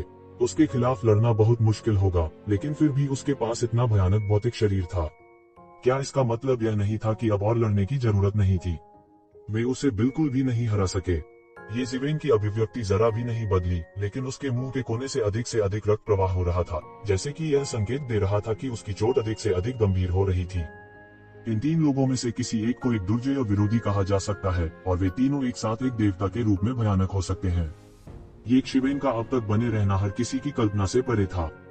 आप जितना मैंने सोचा था उससे ज्यादा मजबूत हैं, लेकिन यह बेकार है। आप मुझे चोट भी नहीं पहुंचा सकते, गंभीर रूप से घायल होने की तो बात ही छोड़िए। क्रिस्टल रेस के संरक्षक बेहद आश्वस्त थे और उनकी आवाज एक बड़ी घंटी की तरह थी। उनकी तलवार ने आसमान को फाड़ दिया और सीधे येज़ेबेल की ओर जा गिरी। मानव जाति के कई विशेषज्ञ सदमे में थे और देखने की हिम्मत नहीं कर रहे थे, इस डर से कि अगले सेकंड में येज़ेबेल का सिर आधा कट जाएगा। येज़ेबेल का अब तक डटे रहना पहले से ही उनकी उम्मीदों से परे था, लेकिन ऐसा लग रहा था कि उसकी चोट अधिक से अधिक गंभीर होती जा रही थी और वे गिरे होने की स्थिति में येज़ेबेल की मदद करने में असमर्थ थे। हालांकि वे बेहद क्रोधित थे और इन कुछ बड़े कुलों से घृणा करते थे जो मानव जाति को घेरना और मारना चाहते थे। वे शक्तिहीन थे। बजना। ऐसा नहीं लगता था कि येज़ेबेल का आत्मसमर्पण करने का इरादा था और उसके हाथ में लंबी तलवार और अधिक तीव्र हो गई थी। लंबी तलवार आसमान में चुभ गई और क्रिस्टल रेस पैट्रियार्क की क्रिस्टल लंबी तलवार से जमकर टकराए। सभी दिशाओं में व्यापक रूप से एक चौंकाने वाला दिव्य प्रकाश तूफान शुरू हो गया था। थम थम थम। येज़ेबेल कुछ कदम पीछे हट गया, जैसे कि वह अब और नहीं रुक सकता था, और सीधे मुंह से खून निकल आया। इस समय क्रिस्टल रेस पैट्रियार्क का इरादा येज़ेबेल को जाने देने का नहीं था। उसने सीधे छलांग लगाई और सीधे अन्य दो लोगों के संरक्षण से अलग हो गया। शून्य में लंबी तलवार बड़ी और बड़ी होती गई और यह तलवार की आभा बवंडर बनाते हुए बेतहाशा घूमती रही। यह बिजली की तरह येज़ेबेल की ओर गिरी। अचानक येज़ेबेल, जो ऐसा लग रहा था कि वापस लड़ने में सक्षम नहीं होने के कारण पीटा गया था, ने आखिरकार एक चाल चली। उसकी आंखें अचानक खुल गईं और उसके शरीर से एक चौंकाने वाली कृपाण आभा आकाश में उड़ गई, अचानक विशाल आकाश को चकनाचूर कर दिया और सीधे क्रिस्टल रेस पैट्रियार्क की ओर खिसक गई। बूम! उसकी तलवार आभा बवंडर की मौके पर ही टुकड़े टुकड़े हो गई। कृपाण आभा जहां भी गुजरी, शून्य को दो हिस्सों में काट दिया गया और अराजकता फैल गई और कानून टूट गए। कृपाण आभा की गति कम नहीं हुई और सीधे क्रिस्टल रेस पैट्रियार्क की ओर फिसल गई। हालांकि क्रिस्टल रेस पैट्रियार्क की प्रतिक्रिया बहुत तेज थी। अचानक कृपाण आभा के सामने वह कुछ भी नहीं कर सकता था, या दूसरे शब्दों में उसके पास प्रतिक्रिया करने का समय नहीं था और उसे उम्मीद नहीं थी कि शक्ति इतनी होगी भयानक। तब उसका पूरा शरीर काट दिया गया था और क्रिस्टल रक्षा जिस पर वह गर्व करता था, एक पल में पूरी तरह से ढह गया, धुएं और धूल में बदल गया। फिर कृपाण आभा सीधे उसके शरीर में फिसल गई और धमाके की आवाज के साथ यह सीधे आकाश में रक्त क्यूई में बदल गई। उसे सीधे पटक कर मार डाला गया। उसकी आंखें फैल गईं। उसे विश्वास नहीं हो रहा था कि येज़िवेन के पास वास्तव में इतना तुरुप का इक्का है। येज़िवेन ने अभी तक इसका खुलासा नहीं किया था। येज़िवेन ने उसे सिर्फ एक वार से मार डाला था। उसके पास प्रतिक्रिया करने का समय भी नहीं था। हालांकि उस पर चुपके से हमला किया गया था। उसने कभी किसी को नहीं देखा था जो चुपके से हमला करके उसे मार सके। हालांकि उसने इसे अपने जीवन में केवल एक बार देखा था और इसने उसे नरक भेज दिया था। खांसी, खांसी, खांसी। येज़िवेन का शरीर हवा में कांपने लगा। इस समय इमेजेंस इमोर्टल एक्सटर्मिनेटिंग सेबर का उपयोग करना उनके शरीर पर एक गंभीर बोझ था। स्वस्पष्ट, लेकिन उनके पास कोई अन्य विकल्प नहीं था। वे केवल क्रिस्टल रेस पैट्रियार्क को जबरदस्ती मार सकते थे। किंग डिवीजन में प्रवेश करने के बाद येज़िवेन की ताकत पहले की तुलना में बहुत तेजी से बदल गई थी, लेकिन फिर भी यह स्लैश पहले से ही अपनी पूरी ताकत के साथ था। प्रतिद्वंद्वी अजेय रक्षा के साथ एक किंग डिवीजन मास्टर था और अगर उसने अपनी पूरी ताकत का इस्तेमाल नहीं किया तो वह उसके लिए एक मैच कैसे हो सकता है। एक स्लैश, बस एक स्लैश, यही वह प्रभाव था जो वह चाहता था। दृश्य शांत था और हर कोई केवल येज़िवेन की खांसी सुन सकता था। लेकिन अब इस समय कोई भी इस दुबले पतले युवक को कम आंकने का साहस नहीं कर सकता था। इस कृपाण हड़ताल ने सभी को पूरी तरह से झकझोर दिया। उस स्लैश की शैली, हालांकि येज़िवेन का हमला बहुत तेज था और हर किसी ने येज़िवेन के हाथ में इमेजेंस इमोर्टल एक्सटर्मिनेटिंग सेबर नहीं देखा था, वे पहले से ही अनुमान लगा सकते थे कि यह एक अद्वितीय पवित्र हथियार था, अन्यथा उसके पास ऐसी शक्ति नहीं होती। हालांकि इसने सभी को और भी ज्यादा चौंका दिया। एक किंग स्टेज मास्टर मौके पर खून के धुंध के बादल में गिर गया। यह कैसी शक्ति थी? यहाँ तक उसकी लाश भी नहीं छोड़ी गई। यह कैसे हो सकता है? यह कैसे हो सकता है? किसी ने खुद से बुदबुदाया। उसे विश्वास नहीं हो रहा था। वास्तव में राजा रैंक के विशेषज्ञ भी सतर्क थे। यह कोई बड़ी बात नहीं होती यदि येज़िवेन केवल एक साधारण अत्याचारी विशेषज्ञ होती। हालांकि उसके पास एक शक्तिशाली हथियार था जो उन्हें सेकंडों में मार सकता था। यह उनके बीच के संतुलन को तोड़ने के समान था और इसने सबके मन में उसके प्रति शत्रुता जगा दी थी। इतना मजबूत, एक स्लैश, सिर्फ एक स्लैश, और उसने वास्तव में किंग स्टेज में एक शीर्ष मास्टर को मार डाला। अविश्वसनीय। अगर ऐसा है तो भविष्य में उसे कौन नियंत्रित कर सकता है? इस समय हालांकि येज़िवेन अभी भी आसमान में खांस रही थी जैसे कि वह किसी भी समय सांस लेना बंद कर देगी, किसी ने भी उसे कम आंकने की हिम्मत नहीं की। एक अत्याचारी विरोधी के लिए जो उन्हें किसी भी समय और कहीं भी सेकंड में मार सकता था, उसके बारे में अत्यधिक सोचना कोई अतिशयोक्ति नहीं थी। हर कोई हैरान रह गया। येज़िवेन का तुरुप का इक्का बहुत गहरा था, यहाँ तक वे इसके माध्यम से बिल्कुल भी नहीं देख सके। हालांकि उन्हें खून की खांसी हो रही थी, लेकिन उनके चेहरे पर मुस्कान और भी शानदार थी। हालांकि इससे सभी की शंका दूर नहीं हुई। वह वास्तव में क्या खेल रहा था? इस समय उन लोगों की तो बात ही छोड़ दें, यहाँ तक हाइबुया भी सदमे में येज़िवेन को देख रही थी। गति अभी बहुत तेज थी, इसलिए उसने यह नहीं देखा कि यह किस प्रकार का तुरुप का इक्का है। हालांकि उसे एक बात समझ में आई थी और वह यह थी कि येज़िवेन का तुरुप का इक्का उसे वापसी करने की अनुमति भी दे सकता था। मैंने आपको कम आंका है, ग्वी फैंग लाओ वान ने ठंडेपन से कहा। उनका लहजा उदास और जानलेवा था, लेकिन पीछे हटने का उनका जरा सा भी इरादा नहीं था। हालांकि अगर मैं गलत नहीं हूँ तो आपको हर समय ऐसी कृपाण आभा दिखाने में सक्षम नहीं होना चाहिए। मुझे डर है कि आप ऐसा करने के लिए मजबूर हैं। ग्वी फैंग लाओ वान की आंखें बहुत तेज थीं। उसने येज़िवेन की वास्तविक स्थिति को लगभग तुरंत ही समझ लिया। वह बहुत स्पष्ट था कि येज़िवेन के लिए अनिश्चित काल तक उस कृपाण आभा को नियंत्रित करना असंभव था। अन्यथा यदि वह शुरू से ही हमला करता, भले ही वह तुरंत मारा न जाता, तो वह गंभीर रूप से घायल हो जाता। उस समय वे तीनों कैसे लड़ते रह सकते थे? येज़िवेन बाहर आने से पहले एक मृत अंत में जाने के लिए मजबूर हो गया था। जाहिर है इस परम तकनीक की कुछ सीमाएं होनी चाहिए जिसे वह छिपा रहा था। वह एक नजर में देख सकता था कि येज़िवेन की चोटें और भी बदतर हो गई थीं। येज़िवेन के चेहरे पर एक बीमार लाली दिखाई देने लगी थी और उसकी खांसी अधिक से अधिक गंभीर हो गई थी। जैसे ही उसने यह कहा, कई राजा रैंक के विशेषज्ञों ने येज़िवेन की ओर देखा। उन्हें लगा कि वास्तव में ऐसा ही है। और येक्षिवेन के लिए उनका जो डर था वह भी थोड़ा गायब हो गया। येक्षिवेन यह सुनकर केवल मुस्कुराए। वह फिर खांसा और बोला, तुम्हें कैसे पता कि यह मेरी पूरी ताकत है? येज़िवेन, आपको हमें डराने की कोशिश करने की जरूरत नहीं है।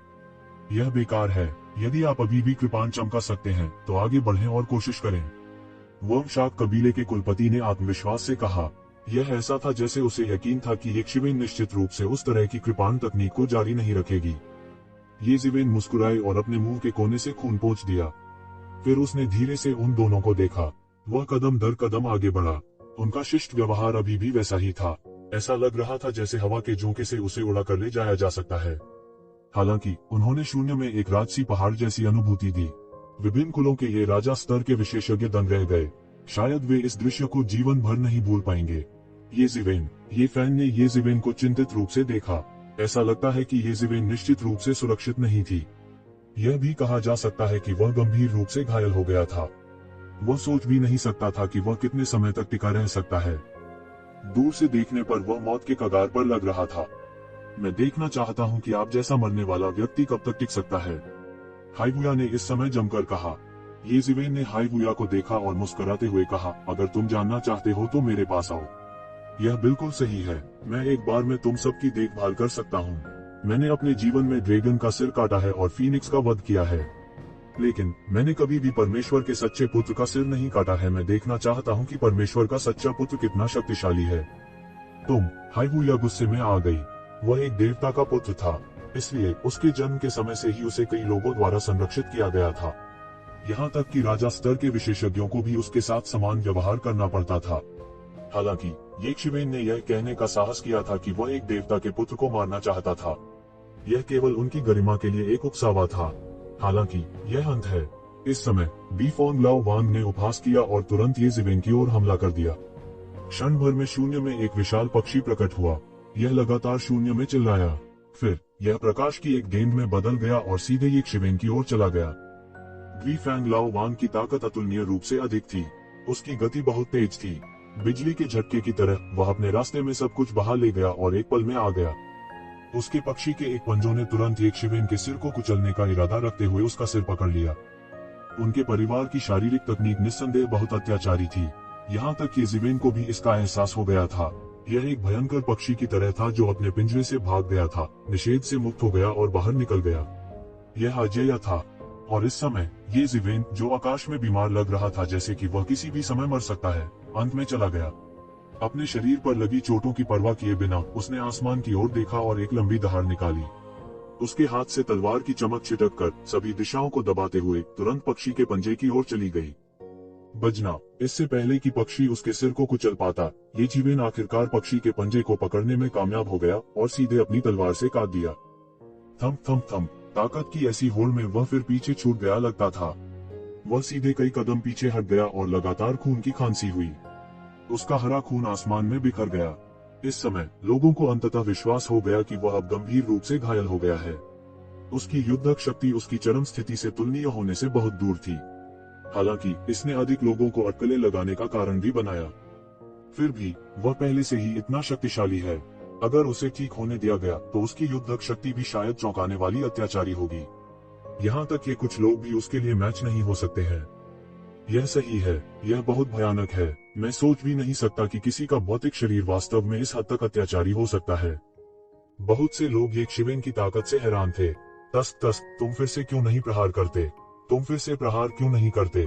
इसी समय शून्य से एक भयंकर आवाज आई। जियोशार्क कबीले के कुलपति की मुट्ठी एक अजगर के पंजे में बदल गई और येक्षिवेन की ओर फट गई। आकाश को भरने वाली मुट्ठी ऊर्जा ने सीधे स्वर्ग और पृथ्वी को दबा दिया, मानो वह सब कुछ दबा सकती थी। टकराना येक्षिवेन के पास चकमा देने के लिए पर्याप्त समय नहीं था। खून छलक पड़ा और उसे सीधे उड़ते हुए बाहर भेज दिया गया। उसने मुंह भर खून उगल दिया।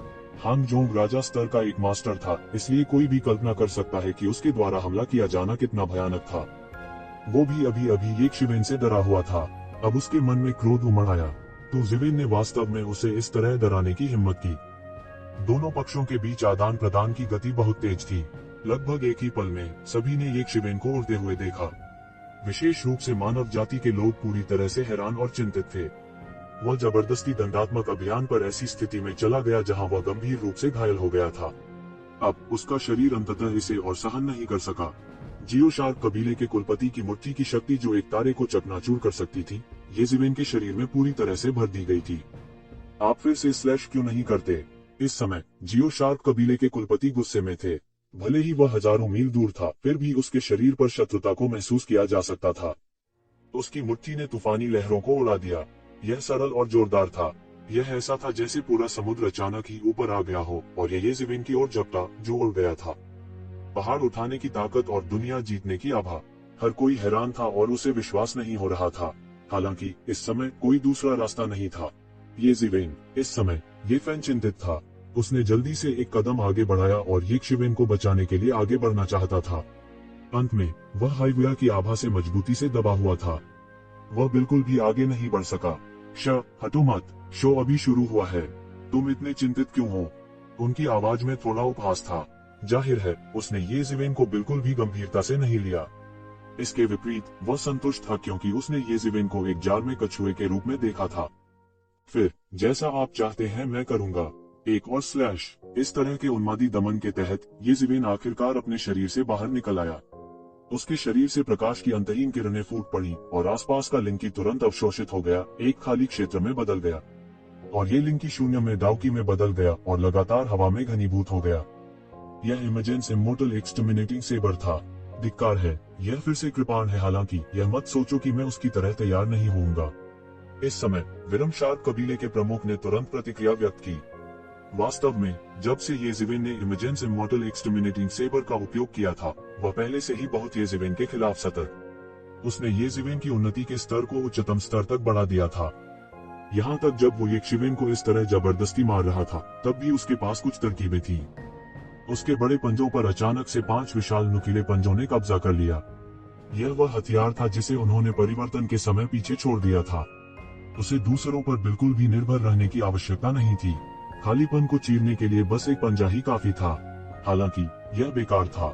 यहाँ तक अगर वह पहले से ही तैयार थे, तो ऐसी हड़बड़ी की स्थिति में उनके पास तैयारी के लिए बिल्कुल भी समय नहीं था। कृपाण सीधे मौके पर ही उसके ऊपर जा गिरी। उसका शरीर पिछले क्रिस्टल रेस पैट्रियार्क जैसा था। आधे में गिराए जाने से पहले उसके पास प्रतिक्रिया करने का समय भी नहीं था। फिर वह हवा में खून के धुंध के बादल में बदल गया और बिना किसी निशान के गायब हो गया, हवा में फैल गया।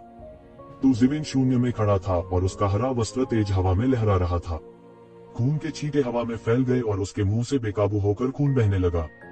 एक स्लैश और दूसरा स्लैश। जब वम शार्क कबीले के कुलपति ने यह मानने से इनकार कर दिया कि येज़िवेन फिर से स्लैश कर सकता है, तो येज़िवेन ने ऐसा किया और सभी की कल्पनाओं को पूरी तरह से उलट दिया। हर कोई और भी ज्यादा डरा हुआ था और वे कल्पना करने की हिम्मत नहीं कर पा रहे थे कि यह किस तरह की स्थिति थी। वह एक अथाह खाई की तरह था। भले ही वह गंभीर रूप से घायल हो गया हो, उसे कम करके नहीं आंका जा सकता था। ऐसा इसलिए था क्योंकि कोई नहीं जानता था कि यह उसकी सीमा है या नहीं। जब सभी ने सोचा कि उसके लिए फिर से स्लैश करना असंभव है, तो उसने फिर से स्लैश किया। हालांकि वह अब और भी अधिक फटा हुआ और पस्त लग रहा था, जैसे कि वह किसी भी समय मर सकता था। हर कोई उससे और भी अधिक भयभीत था। येज़िवेन के हाव भाव बिल्कुल नहीं बदले। उन्होंने वर्म शार्क कबीले के कुलपति की मृत्यु की परवाह नहीं की और उन्होंने अपने शरीर की स्थिति की परवाह नहीं की। वह युद्ध के देवता के समान था और उसकी दृष्टि में केवल शत्रु थे। वह केवल उन शत्रुओं की परवाह करता था जो अभी तक जीवित थे। बाकी सब कुछ उसके विचार के दायरे में नहीं था। इस समय बी फोंग लाओ वांग का चेहरा और भी अधिक पीला पड़ गया था। ठीक उसकी नाक के नीचे येज़िवेन ने लगातार हमला किया और लगातार 2 लोगों को मार डाला। हालांकि वह बी फोंग लाओ वांग के साथ दोस्ताना शर्तों पर नहीं था और वे ज्यादातर समय प्रतिस्पर्धी भी थे। वे इस समय एक ही पक्ष में थे। बात बस इतनी थी कि अब उन्हें भारी जनहानि झेलनी पड़ी थी। हालांकि वो ये भी देख सकता था कि येज़िवेन की चोटें और भी ज्यादा बढ़ गई थी। उनके चेहरे पर एक हिचकिचाहट थी।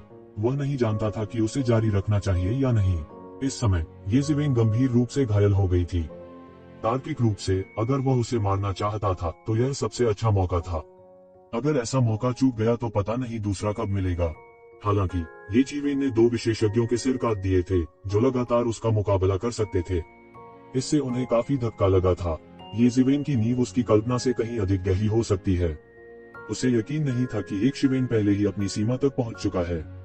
उसके लिए एक और स्लैश बनाना असंभव था। अगर येज़िवेन ने एक और स्लैश किया तो यह भयानक होगा। क्रिस्टल रेस के पितामह और जियो शार्क रेस के पितामह का मौके पर ही सिर काट दिया गया था। अगर उसकी बारी होती तो शायद वह बेहतर नहीं होता। दो बार क्रिस्टल रेस पैट्रियार्क और फ्लड शार्क रेस पैट्रियार्क एक ही थे। वे उसके द्वारा पूरी तरह से धोखा खा चुके थे। उन्होंने सोचा था कि वह अब और नहीं रुक सकता और हमला करने के लिए आगे बढ़ा था। फिर वे येक शिवेन के जाल में फंस गए थे, नहीं तो इतनी जल्दी न मारे जाते।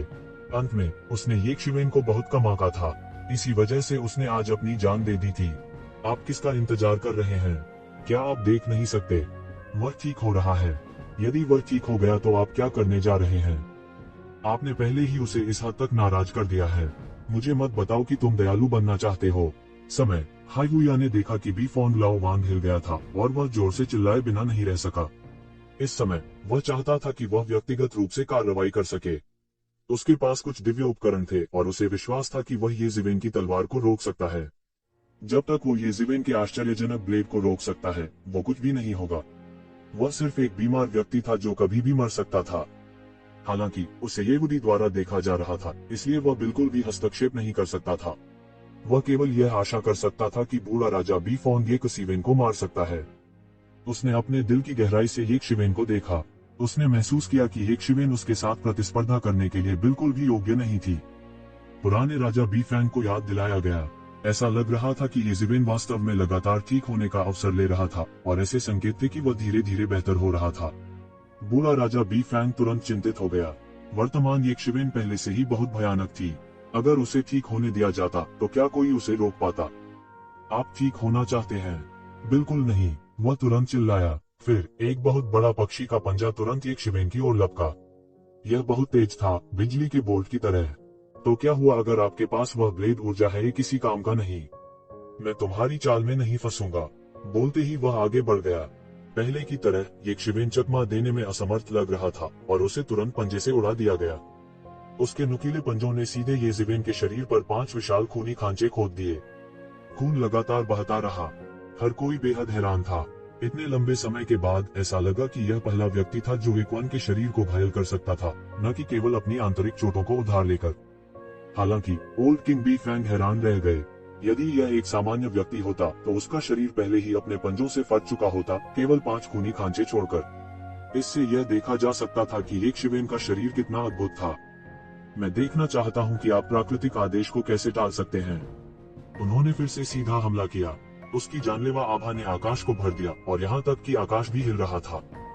बी फोंग कबीले की अनगिनत जादुई शक्तियां आकाश में प्रकट हुई और ये जिवेन की ओर उड़ी, जिन्हें उड़ते हुए भेजा गया था। आसमान को भरने वाली जानलेवा आभा बह गई। वह बेहद अनुभवी थे। एक बार उसने हमला किया, कौन बहुत मुश्किल था। वह सीधे येक शिवेन के सिर पर जा लगा, उसे खरोंच कर मारना चाहता था। और इस समय ऐसा लग रहा था कि ये जीवेन के शरीर से अंतहीन स्वर्ण देवत्व निकल रहा है, जो एक विशाल देग में बदल रहा है जिसने उसकी रक्षा की। यह 8 खजानों का ब्रह्मांड कालड्रॉन था। पिछले 100 वर्षों में 8 खजाने ब्रह्मांड कॉलड्रॉन की खेती तकनीक को भी उनके द्वारा ऊपर से नीचे तक संशोधित किया गया था। दूसरे शब्दों में उसने अंतरिक्ष की रहस्यमय शक्ति का उपयोग 8 खजाने ब्रह्मांड कॉलड्रॉन के मार्शल आर्ट स्तर को एक ऐसे दायरे में उन्नत करने के लिए किया था जिसे खुद ये जिवेन भी कुछ समय के लिए नहीं समझ सके थे। हालांकि ये जिवेन ने कड़ा के स्तर तक इस मार्शल आर्ट का अभ्यास नहीं किया था। इसकी शक्ति पहले से ही पिछले 8 खजाने ब्रह्मांड कड़ाही से कहीं बेहतर थी। बजना अतुलनीय रूप से जोर से धमाके के साथ पक्षी के पंजे ने 8 ट्रेजर यूनिवर्स कॉलड्रॉन को सीधे कुचल दिया और यह शून्य में रुक गया। ठीक उसी तरह इसने येक शिवेन के लिए पर्याप्त समय ले लिया। चिड़िया का पंजा नीचे आ गया, लेकिन वह केवल उसकी एक सुनहरी अनुकृति ही पकड़ सका। यह लगभग पकड़ा गया था, बस थोड़ा सा और अधिक। जब ये जिवेन फिर से प्रकट हुआ, वह पहले से ही 10 मील से अधिक दूर था। उसके पीछे हवा और गरज के पंखों का एक जोड़ा लगातार फड़फड़ा रहा था। उसके शरीर को मध्य हवा में ठीक कर रहा था, जो किसी भी समय गिरता हुआ प्रतीत हो रहा था। मानव जाति के सभी लोगों ने आखिरकार अपने दिलों में राहत की सांस ली। येक शिवेन उस घातक आघात से बच गई थी।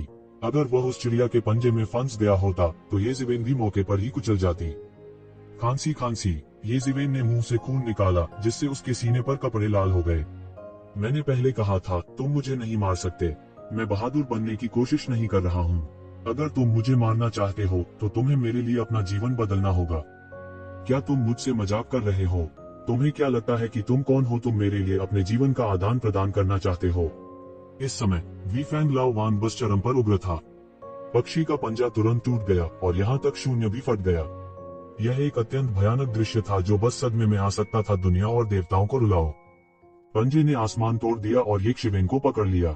यह एक बहुत ही सरल आंदोलन था, लेकिन इसमें महान मार्ग का सत्य निहित था। यह उनकी पंजा तकनीक की अत्यंत गहन साधना का प्रतीक था। यज़िवेन के शरीर पर हवा और गड़गड़ाहट की शक्ति फैल गई और एक डोमेन साम्राज्य बन गया। इस डोमेन राज्य में एक विशाल हवा और गड़गड़ाहट भगवान खड़े हो गए। ऐसा लग रहा था जैसे वह स्वर्ग और पृथ्वी को सहारा दे सकता है। यह बेहद भयानक था। यह क्या है? यह क्या है? यह क्या है? क्या आपको लगता है कि आप मुझे केवल इसी से रोक सकते हैं? ग्वी फैंग लाओ वांग बेहद चिंतित थे। वह यक्षवेन को जीवित नहीं रहने दे सकता था। वह निश्चित रूप से यक्षवेन को जीवित नहीं रहने दे सकता था और वह यक्षवेन को ठीक होने का मौका नहीं दे सकता था। वह मक्खन में गर्म चाकू की तरह था। हवा और वज्र की शक्ति का क्षेत्र जो चारों ओर फैला था, उसके द्वारा एक पल में पूरी तरह से नष्ट कर दिया गया था। समान स्तर की लड़ाई में हालांकि डोमेन प्रतिद्वंद्वी को विलंबित करने का प्रभाव निभा सकता है, लेकिन डोमेन पर भरोसा करके प्रतिद्वंद्वी को हराना बिल्कुल असंभव था। बूम! ग्वी फैंग लाओ वांग एक विशाल तोप के गोले की तरह था जो सीधे बह गया। वह रास्ते में हवा और गर्जना की शक्ति से टूट गया और तुरंत यक्षवेन के सामने हवा और गड़गड़ाहट के विशाल के सामने आ गया। फिर उसने विशाल पर झपट्टा मारा। यक्षवेन के पूरे डोमेन का मूल यही था, फाड़ना। हर कोई कपड़े के टुकड़े की तरह पूरे विशाल के फटने की आवाज सुन पा रहा था। हवा और गड़गड़ाहट की शक्ति का अतुलनीय विशाल जो एक छोटे से पहाड़ की तरह था, सीधे हवा में फट गया। ग्वी फैंग लाओ वांग की युद्ध शक्ति वास्तव में क्रूर थी। हालांकि वह दसियों हजार वर्षों तक जीवित रहा था, फिर भी उसे एंजल डे के स्टेज 5 में प्रवेश करना बाकी था। अब कहा जा सकता है कि उनकी युद्ध शक्ति चरम अवस्था में प्रवेश कर चुकी है। उनके कौशल बेहद गहन थे और उनके समृद्ध युद्ध के अनुभव के साथ मिलकर इसने उन्हें अभूतपूर्व रूप से भयानक बना दिया। जब ग्वी फैंग लाओ वांग ने हवा और गड़गड़ाहट की शक्ति के विशाल को अलग कर दिया, तो उसके पास खुश होने का समय नहीं था। लेकिन उसने अचानक अपने बगल में हाई बुया को चिल्लाते हुए सुना, सावधान। इसके तुरंत बाद उसने अपने सामने एक चौंकाने वाली तलवार की रोशनी देखी।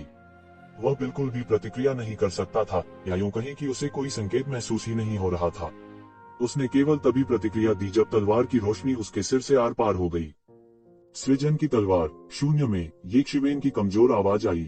फिर उसका मन अंततः सृष्टि की शक्ति को सहन करने में असमर्थ प्रतीत हुआ और यह अचानक ब्रह्मांड के बिग बैंग की तरह फट गया। ग्वी फैंग लाओ वांग का पूरा शरीर एक पल में टुकड़ों में फट गया। टुकड़ों ने आकाश भर दिया और खून की बारिश हुई। खून की बारिश में यज़िवेन मृत्यु के देवता की तरह निर्बलता से शून्य में खड़ी थी। ऐसा लग रहा था कि वह कभी भी गिर जाएगा, लेकिन ऐसा भी लग रहा था कि वह नहीं गिरेगा। यज़िवेन की दृष्टि और अधिक धुंधली होती गई। इस लड़ाई ने सीधे तौर पर उनकी शारीरिक ताकत के आखिरी निशान को जला दिया। उसका प्राण भी नहीं जलाया जा सकता था। पहले उन्हें जो गंभीर चोटें लगी थी, वे बहुत गंभीर थीं। यह इतना गंभीर था कि उसकी फीनिक्स रिजनरेशन तकनीक का भी कम समय में उपयोग नहीं किया जा सका। वह केवल दौड़ सकता था। यह स्वर्ग और पृथ्वी के बीच बहुत शांत था। वहाँ केवल आकाश से गिरती हुई रक्त वर्षा की खड़खड़ाहट थी। इस समय यज़िवेन खून में लथपथ खड़ी थी। डॉट। हर कोई अभी भी उस सदमे में डूबा हुआ था जो यज़िवेन ने उन्हें एक पल पहले दिया था। सभी ने महसूस किया कि उनकी रीढ़ में एक ठंडक दौड़ रही है। यज़िवेन गंभीर रूप से घायल अवस्था में था, लेकिन उसने वास्तव में राजा रैंक के 7 विशेषज्ञों को लगातार मार डाला था। यह कितना चौंकाने वाला था। उन्हें स्वीकार करना पड़ा कि वे ऐसा कुछ नहीं कर सकते। दूसरे शब्दों में, यज़िवेन की ताकत सरलतम तरीके से 7 विशेषज्ञों के बराबर थी। इसलिए मानव जाति के पास उसके साथ किंग रैंक के 7 विशेषज्ञ होंगे। इसलिए वे महसूस कर सकते थे कि उनकी ताकत बहुत बढ़ गई है। अधिक लोगों ने महसूस किया कि उनकी रीढ़ में ठंडक दौड़ रही है, विशेष रूप से राजा श्रेणी के विशेषज्ञ और छोटी जातियां जिन्होंने वर्षों से मानव जाति को उकसाया था। अनुभूति और भी तीव्र थी। राजा स्तर के विशेषज्ञ का होना एक छोटी जाति के लिए पहले से ही बहुत अच्छा था। यज़िवेन जैसे हत्यारे देवता से मिलना, वे केवल अपने दुर्भाग्य को दोष दे सकते थे। ये फैन तुरंत उड़ गए और यज़िवेन का समर्थन किया, जो पतन के कगार पर था। उसकी सतर्क दृष्टि राजा स्तर के उन विशेषज्ञों पर पड़ी जो उसे घूर रहे थे। मानव जाति के विशेषज्ञों ने भी उन दोनों को घेर लिया। इस समय, हालांकि वे सभी दिव्य क्षेत्र के विशेषज्ञ थे, वे समझ गए थे कि इन दोनों में से कोई एक व्यक्ति उनसे कहीं अधिक मूल्यवान था। कुछ लोगों ने अपने दांत भी पीस लिए और सोचा कि अगर यह वास्तव में आवश्यक था, तो वे उन्हें यक्षवेन को चोट नहीं पहुंचाने देंगे, भले ही वे मौके पर ही मर जाएं। इससे कोई फर्क नहीं पड़ता था कि वे मर गए, लेकिन अगर यज़िवेन भी मर गए, तो मानव जाति के लिए कोई उम्मीद नहीं होगी। हालांकि वे विभिन्न ताकतों से आए थे, अगर मानव जाति चली गई, तो उनकी ताकतों के हितों की गारंटी कौन देगा? जाति की धार्मिकता के सामने इन लोगों के पास कोई विकल्प नहीं था। उनके पास कोई विकल्प नहीं था। वास्तव में उनकी चिंताएं अनावश्यक नहीं थीं। ये लोग वास्तव में एक कदम उठाने के लिए तैयार थे। हर कोई देख सकता था कि इस बार ये शिवेन वास्तव में थकी हुई थी। उसकी मौके पर ही मौत भी हो सकती है। यदि यह संभव होता, भले ही यह थोड़ा सा ही क्यों न हो, वे ये शिवेन को भागते हुए नहीं देखना चाहते थे। विशेष रूप से हाइवुया, उसके दिल में हत्या का इरादा जाग उठा। भले ही ये वुडी ने उसे रोका हो, वह भविष्य की परेशानियों को रोकने के लिए ये शिवेन को पूरी तरह से मारना चाहता था। जहाँ तक बात का सवाल है कि यह उचित था या नहीं, यह ऐसा कुछ नहीं था जिस पर वह विचार करता। हालांकि इस समय संचार तावीजों की एक श्रृंखला अचानक आकाश से उतरी और उपस्थित सभी लोगों के हाथों में आ गई। उपस्थित विशेषज्ञों में सबसे छोटा व्यक्ति भी एक बल का नेता था। वे सभी बाहरी दुनिया की जानी मानी हस्तियां थीं। जब उन्होंने संदेश तावीज की सामग्री को पढ़ना समाप्त किया तो उनके भावों में भारी बदलाव आया। तुरंत वह अतुलनीय रूप से चौंक गया। कैसे? यह कैसे संभव है? राजा ताइकांग अभी भी जीवित है। यह असंभव है। यह बिल्कुल असंभव है। इस समय दृश्य पूरी तरह गड़बड़ था। जिस तरह मनुष्य सोच रहे थे कि विदेशी नस्लें क्या कर रही हैं, उन्हें भी एक संदेश ताबीज मिला। हालांकि विदेशी जातियों की तुलना में उनके भाव पूरी तरह से आनंद से भरे हुए थे। हा, स्वर्ग ने हमारे मानव वंश को नष्ट नहीं किया है। स्वर्ग ने हमारे मानव वंश को नष्ट नहीं किया है। राजा ताइकांग अभी भी जीवित है। वह अभी भी जीवित है। अनगिनत लोग हंसी में फूट पड़े, अतुलनीय रूप से लापरवाह महसूस कर रहे थे। ऐसा लग रहा था मानो वे अंधेरे में भोर का स्वागत कर रहे हों। जहाँ तक राक्षसी मनुष्यों की बात है, उनके भाव देखने में अत्यंत कुरूप थे। यह कैसे संभव हो सकता है? यह असंभव है। मुझे स्पष्ट रूप से गॉडफादर का फरमान मिला है। राजा ताइकांग को देवताओं की धुंधलके में मर जाना चाहिए था। हाइवुया ही थी जिसे इस पर विश्वास नहीं हो रहा था। राजा ताइकांग वास्तव में अभी भी जीवित थे। अभी कुछ समय पहले खबर आई थी कि राजा ताइकांग का प्रसिद्ध वाद्य यंत्र ताइकांग सील शाही दरबार से मुक्त हो गया और दानव कबीले के हाथों से बच गया। फिर किसी ने एक सुंदर युवक को ताइकांग सील पकड़े हुए कई दानव कुलों का सफाया करते हुए देखा, जिससे दानव कबीले के हमले में पूरी तरह से देरी हुई। उस व्यक्ति का रूप वास्तव में राजा ताइकांग था। उनके लिए यह बस चेहरे पर एक जोरदार तमाचा था। अभी कुछ क्षण पहले उसने पूरे विश्वास के साथ कहा था कि राजा ताइकांग संभवतः अब भी जीवित नहीं रह सकता। अब जब उन्हें खबर मिली थी तो यह बड़ी विडंबना थी। हर कोई अतुलनीय रूप से हैरान था। सबसे पहले हर कोई अभी भी राजा ताइकांग के अस्तित्व के बारे में संदेह की स्थिति में था। हालांकि राजा ताइकांग की उपस्थिति के साथ सभी संदेह दूर हो गए।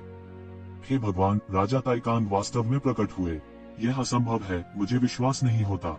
इस समय हर कोई पहले से ही गड़बड़ में था। हालांकि किसी ने भी एक शिवेन के खिलाफ कदम उठाने की हिम्मत नहीं की। यहाँ तक अगर वे एक शिवेन को मरना चाहते थे तो भी वे इस समय कोई कदम नहीं उठाएंगे। ऐसा इसलिए नहीं था क्योंकि वे ये शिवेन को नहीं मार सकते थे, बल्कि इसलिए कि वे राजा ताइकांग से डरते थे। चूंकि राजा ताइकांग वास्तव में अस्तित्व में थे, तो ये शिवेन ने जो कहा वह सच होना चाहिए। वह वास्तव में राजा ताइकांग का फरमान लेकर आया था। किसी और बात की तो बात ही क्या, ये जीवेन के राजा ताइकांग के अंतिम शिष्य होने की पूरी संभावना थी। यह समझा सकता है कि पिछले 100 वर्षों में उनकी खेती में छलांग और सीमा क्यों बढ़ गई थी। यही एकमात्र कारण था जो इसे समझा सकता था। अगर ऐसा होता तो कोई भी उसके खिलाफ कार्रवाई करने की हिम्मत नहीं करता। पौराणिक युग में एक राजा का शिष्य एक भगवान के पुत्र के बराबर था। यद्यपि हाइवुया एक वास्तविक परमेश्वर का पुत्र था, उसके परमेश्वर पिता पहले ही अनंत निद्रा में गिर चुके थे। स्वाभाविक रूप से उन्हें कुलीन नहीं माना जा सकता था। हालांकि यदि राजा ताइकांग अभी भी जीवित होते और उनकी अक्लें सही होती, तो ये शिवेन दुनिया के दूसरे सबसे महान व्यक्ति होते। सबसे महान व्यक्ति स्वाभाविक रूप से राजा ताइकांग होगा। इस समय कौन ये शिवेन के खिलाफ कदम उठाने की हिम्मत करेगा? क्या वे राजा ताइकांग के प्रतिशोध से नहीं डरेंगे? अतीत में जब राजा ताइकांग सक्रिय थे तो राजा स्तर के शक्तिशाली लोग भी थे जो उनके खिलाफ लड़ सकते थे। लेकिन अब दुनिया में राजा स्तर के बिजलीघर नहीं थे। उसके खिलाफ कोई नहीं लड़ सकता था। इसके अलावा राजा स्तर के बिजलीघरों के युग में भी राजा ताइकांग अजेय था। ऐसे किंग रैंक के दुर्जय मार्शल आर्टिस्ट का सामना कर हर कोई दीवाना हो गया। इस समय यहाँ कोई रुकने के मूड में नहीं था। यह खबर उनके लिए भी चौंकाने वाली थी। एक एक करके वे वाहन की रोशनी में गायब हो गए। वे वापस जाना चाहते थे और इस मामले की सच्चाई की पुष्टि करना चाहते थे। इस समय न केवल विभिन्न जातियों के शीर्ष दिग्गज बल्कि पीछे रहने वाले विशेषज्ञ भी हैरान थे। असंभव, अब दुनिया में राजा स्तर का बिजलीघर कैसे हो सकता है? यह असंभव है। दानव भूमि की गहराई में एक अद्वितीय विशाल दानव ने अपनी आंखें खोली। वह अतुलनीय रूप से चौंक गया था। वह राजा स्तर के बिजली घर के अस्तित्व को स्पष्ट रूप से महसूस कर सकता था। सुदूर अतीत में राजा स्तर के बिजली घर सबसे अत्याचारी अस्तित्व थे। यह बहुत भयानक है। मानव जाति में राजा ताइकांग की कथा वास्तव में सच है। मुझे विश्वास नहीं होता। यह असंभव है। यह सच नहीं हो सकता। अब भी दुनिया में एक राजा स्तर का बिजली घर कैसे हो सकता है? यह असंभव है। पूरे प्राचीन काल में एक नाजुक दिखने वाले युवक ने ताइकांग सील को अपने हाथ में पकड़ रखा था और महाद्वीप के चारों ओर घूमता था। वह जहाँ जहाँ से गुजरे अनगिनत लोग हैरान रह गए। एक राजा स्तर के बिजली घर की शक्तिशाली ताकत के साथ उसने सभी बेचैन जातियों को डरा दिया। अनगिनत लोग चौंक गए। भले ही उन्होंने कभी भी व्यक्तिगत रूप से राजा स्तर के बिजली घर का सामना नहीं किया था, फिर भी वे उस अधीनता को महसूस कर सकते थे जो उनके रक्तरेखा से आई थी। कई लोग मदद नहीं कर सके, लेकिन जमीन पर घुटने टेक दिए। जहाँ कहीं वह गुजरता, हजारों मील तक बहुरंगी प्रकाश फैल जाता, मानो कोई देवता उतर आया हो। आकाश उन शुभ संकेतों से भरा हुआ था जिन्हें महाद्वीप के एक छोर से दूसरे छोर तक देखा जा सकता था। हालांकि यह युवक कभी नहीं रुका था। वह जहाँ भी जाता, लोग उसके रूप की एक झलक पा सकते थे। बहुत से लोगों ने उसकी उपस्थिति देखी और यह वास्तव में वैसा ही था जैसा कि प्राचीन पुस्तकों में राजा ताइकांग का चित्र बनाया गया था। सभी हैरान थे, लेकिन उन्होंने भी माना, केवल महान राजा ताइकांग के पास ही ऐसी शक्ति और प्रभाव हो सकता है। इस समय ऐसा लग रहा था कि वह प्राचीन समय जिससे हर कोई मुग्ध था, अचानक लौट आया था। एक जीवित राजा स्तर के बिजली घर ने सबको चौंका दिया था। शायद उन्होंने कभी नहीं सोचा था कि वे अपने जीवन काल में एक जीवित राजा स्तर के बिजली घर को देख पाएंगे। इस युवक के कदमों पर सबकी निगाहें टिकी हुई थी। महाद्वीप के एक छोर से दूसरे छोर तक ऐसा लग रहा था मानो वह उन्हें किसी चीज के बारे में चेतावनी दे रहा हो। 3 अधिपतियों के शाही कुलों के अलावा आदि युग में कुछ प्रसिद्ध वर्जित क्षेत्र भी थे जहां इस युवक ने दौरा किया था। ऐसा लग रहा था जैसे वह उन्हें डराने की कोशिश कर रहा हो। दूसरों को नहीं पता था कि ये निषिद्ध क्षेत्र क्यों बन गए, लेकिन सभी प्रमुख जातियां बहुत स्पष्ट थी कि उनमें कुछ प्राचीन राक्षस रहते थे। यहाँ तक कि प्राचीन जीव भी थे जो प्राचीन काल से जीवित थे। राक्षसी राजा स्तर की शक्ति के सामने यहाँ तक कि 3 हेगमनों के शाही परिवार, कुछ छिपे हुए संसाधन और विभिन्न वर्जित क्षेत्रों के प्राचीन राक्षस सभी ने इस समय आत्मसमर्पण कर दिया। उन्होंने इस राजा स्तर के बिजली घर के चरणों में नमन किया जैसे अनगिनत वर्ष पहले किया था। वह वास्तव में अभी भी जीवित है। यह कैसे संभव है? मुझे विश्वास नहीं होता। यह वह है, वह आभा। भले ही वह सिर्फ एक फ्लैश थी, फिर भी मैंने इसे महसूस किया। ताइकांग, क्या आप हमें चेतावनी देने की कोशिश कर रहे हैं? अनगिनत साल हो गए हैं। मैं अभी अभी अपनी नींद से जागा हूं। यह किंग लेवल पावर हाउस का युग नहीं होना चाहिए। तुम अभी भी जीवित क्यों हो? उद्धरण चिन्ह। इस समय इस युवक ने उन सभी प्राचीन जानवरों को जगाया जो प्रवेश कर चुके थे। कई प्राचीन जानवर प्रसिद्ध अस्तित्व थे जिन्होंने अनगिनत वर्षों में अनगिनत लोगों को मार डाला था, लेकिन अब वे सभी डर की भावना महसूस कर रहे थे। उनमें से कई राजा ताइकांग से बड़े थे, लेकिन वे केवल देख सकते थे कि राजा ताइकांग शिखर की ओर कदम से कदम मिलाकर चल रहे थे। वह अजेय और अपराजेय था। वे केवल उसके गायब होते हुए देख सकते थे। अपने जीवन में उन्होंने कई राजा स्तर के बिजली घरों को देखा था, लेकिन राजा ताइकांग ने निस्संदेह उन पर बहुत गहरी छाप छोड़ी थी। यदि यह कहा जाता था कि राजा स्तर के बिजली घरों का युग राजा स्तर के बिजली घरों का युग था, तो राजा ताइकांग राजा स्तर के बिजली घर होने के योग्य थे। वह सम्राट स्तर का बिजली घर बनने से आधा कदम दूर था। जब वह गायब हो गया तो सभी ने खुशी मनाई। यदि वह वास्तव में एक सम्राट स्तर का बिजली घर बन जाता तो वे फिर कभी नहीं उठ पाते। यहाँ तक अगर उनकी मृत्यु नहीं होती तो भी वे हमेशा के लिए इस वर्जित क्षेत्र में कैद हो जाते। एक पल में प्राचीन काल हिल गया। पूरी दुनिया गड़बड़ थी। दुनिया की हर जाति डर के मारे चुप रही। राजा ताइकांग के दबंग रूप ने सभी को भयभीत कर दिया था।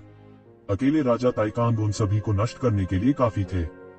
मूल रूप से बहुत से लोग अभी भी संदेह में थे कि क्या राजा ताइकांग वापस आ गया था या नहीं। हालांकि इस घटना के बाद किसी को भी इस पर संदेह नहीं हुआ। राजा ताइकांग का आगमन केवल मनुष्यों द्वारा फैलाई गई अफवाह नहीं थी। कई लोगों ने इसे अपनी आंखों से देखा था। कई पुराने जमाने के लोग जो कई वर्षों से एकांत में थे, आभा से हिल गए थे। हालांकि गायब होने से पहले उन्होंने केवल इसकी एक झलक देखी थी, लेकिन वे निश्चित थे कि उनसे गलती नहीं हुई थी। विशेष रूप से वे प्राचीन जानवर जो निषिद्ध भूमि में छिपे हुए थे, उन्हें पूरा यकीन था कि जो व्यक्ति बाहर आया था वह राजा ताइकांग था। मूल रूप से हर जाति की नजर में मानव जाति निस्संदेह चॉपिंग बोर्ड पर एक मांस थी, एक मेमना वध होने की प्रतीक्षा कर रहा था।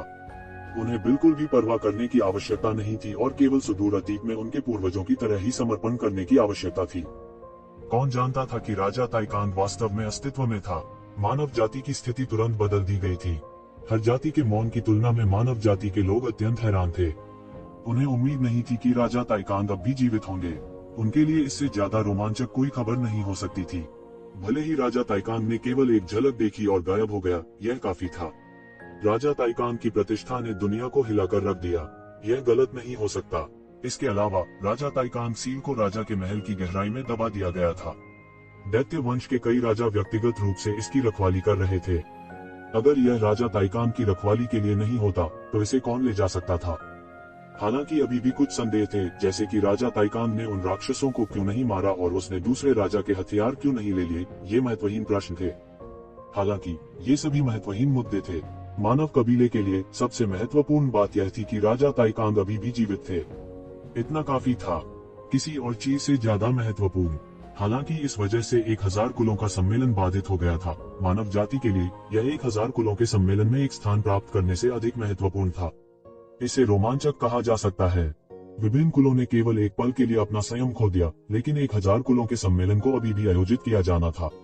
बस इतना ही था कि इस बार कई लोग राजा ताइकांग को व्यक्तिगत रूप से इसकी मेजबानी करने के लिए बुला रहे थे, क्योंकि इस समय केवल राजा ताइकांग को ही ऐसा करने का अधिकार था।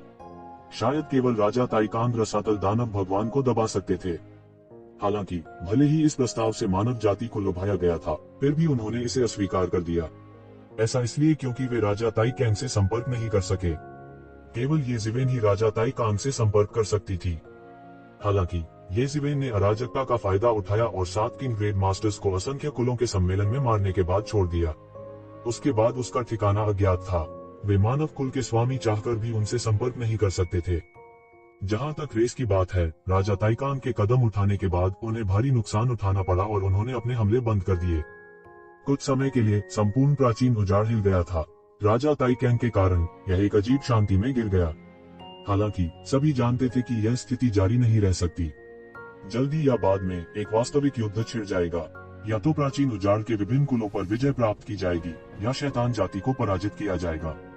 इस समय ये जिवेन, जो प्राचीन वीरानी के विभिन्न कुलों के दिलों में भंवर का केंद्र बन गया था, ये कबीले में वापस आ गया था। हालांकि उनकी उपस्थिति एक रहस्य थी। ये कबीले के कुछ उच्च अधिकारी इसके बारे में जानते थे। पूरी खबर को ये फैन ने ब्लॉक कर दिया था। मानव जाति के केवल 2 शेष किंग ग्रेड मास्टर्स के रूप में ये फैन की प्रतिष्ठा ये जिवेन जितनी अधिक नहीं थी, लेकिन यह कहा जा सकता है कि वह जनता को आदेश दे सकता था।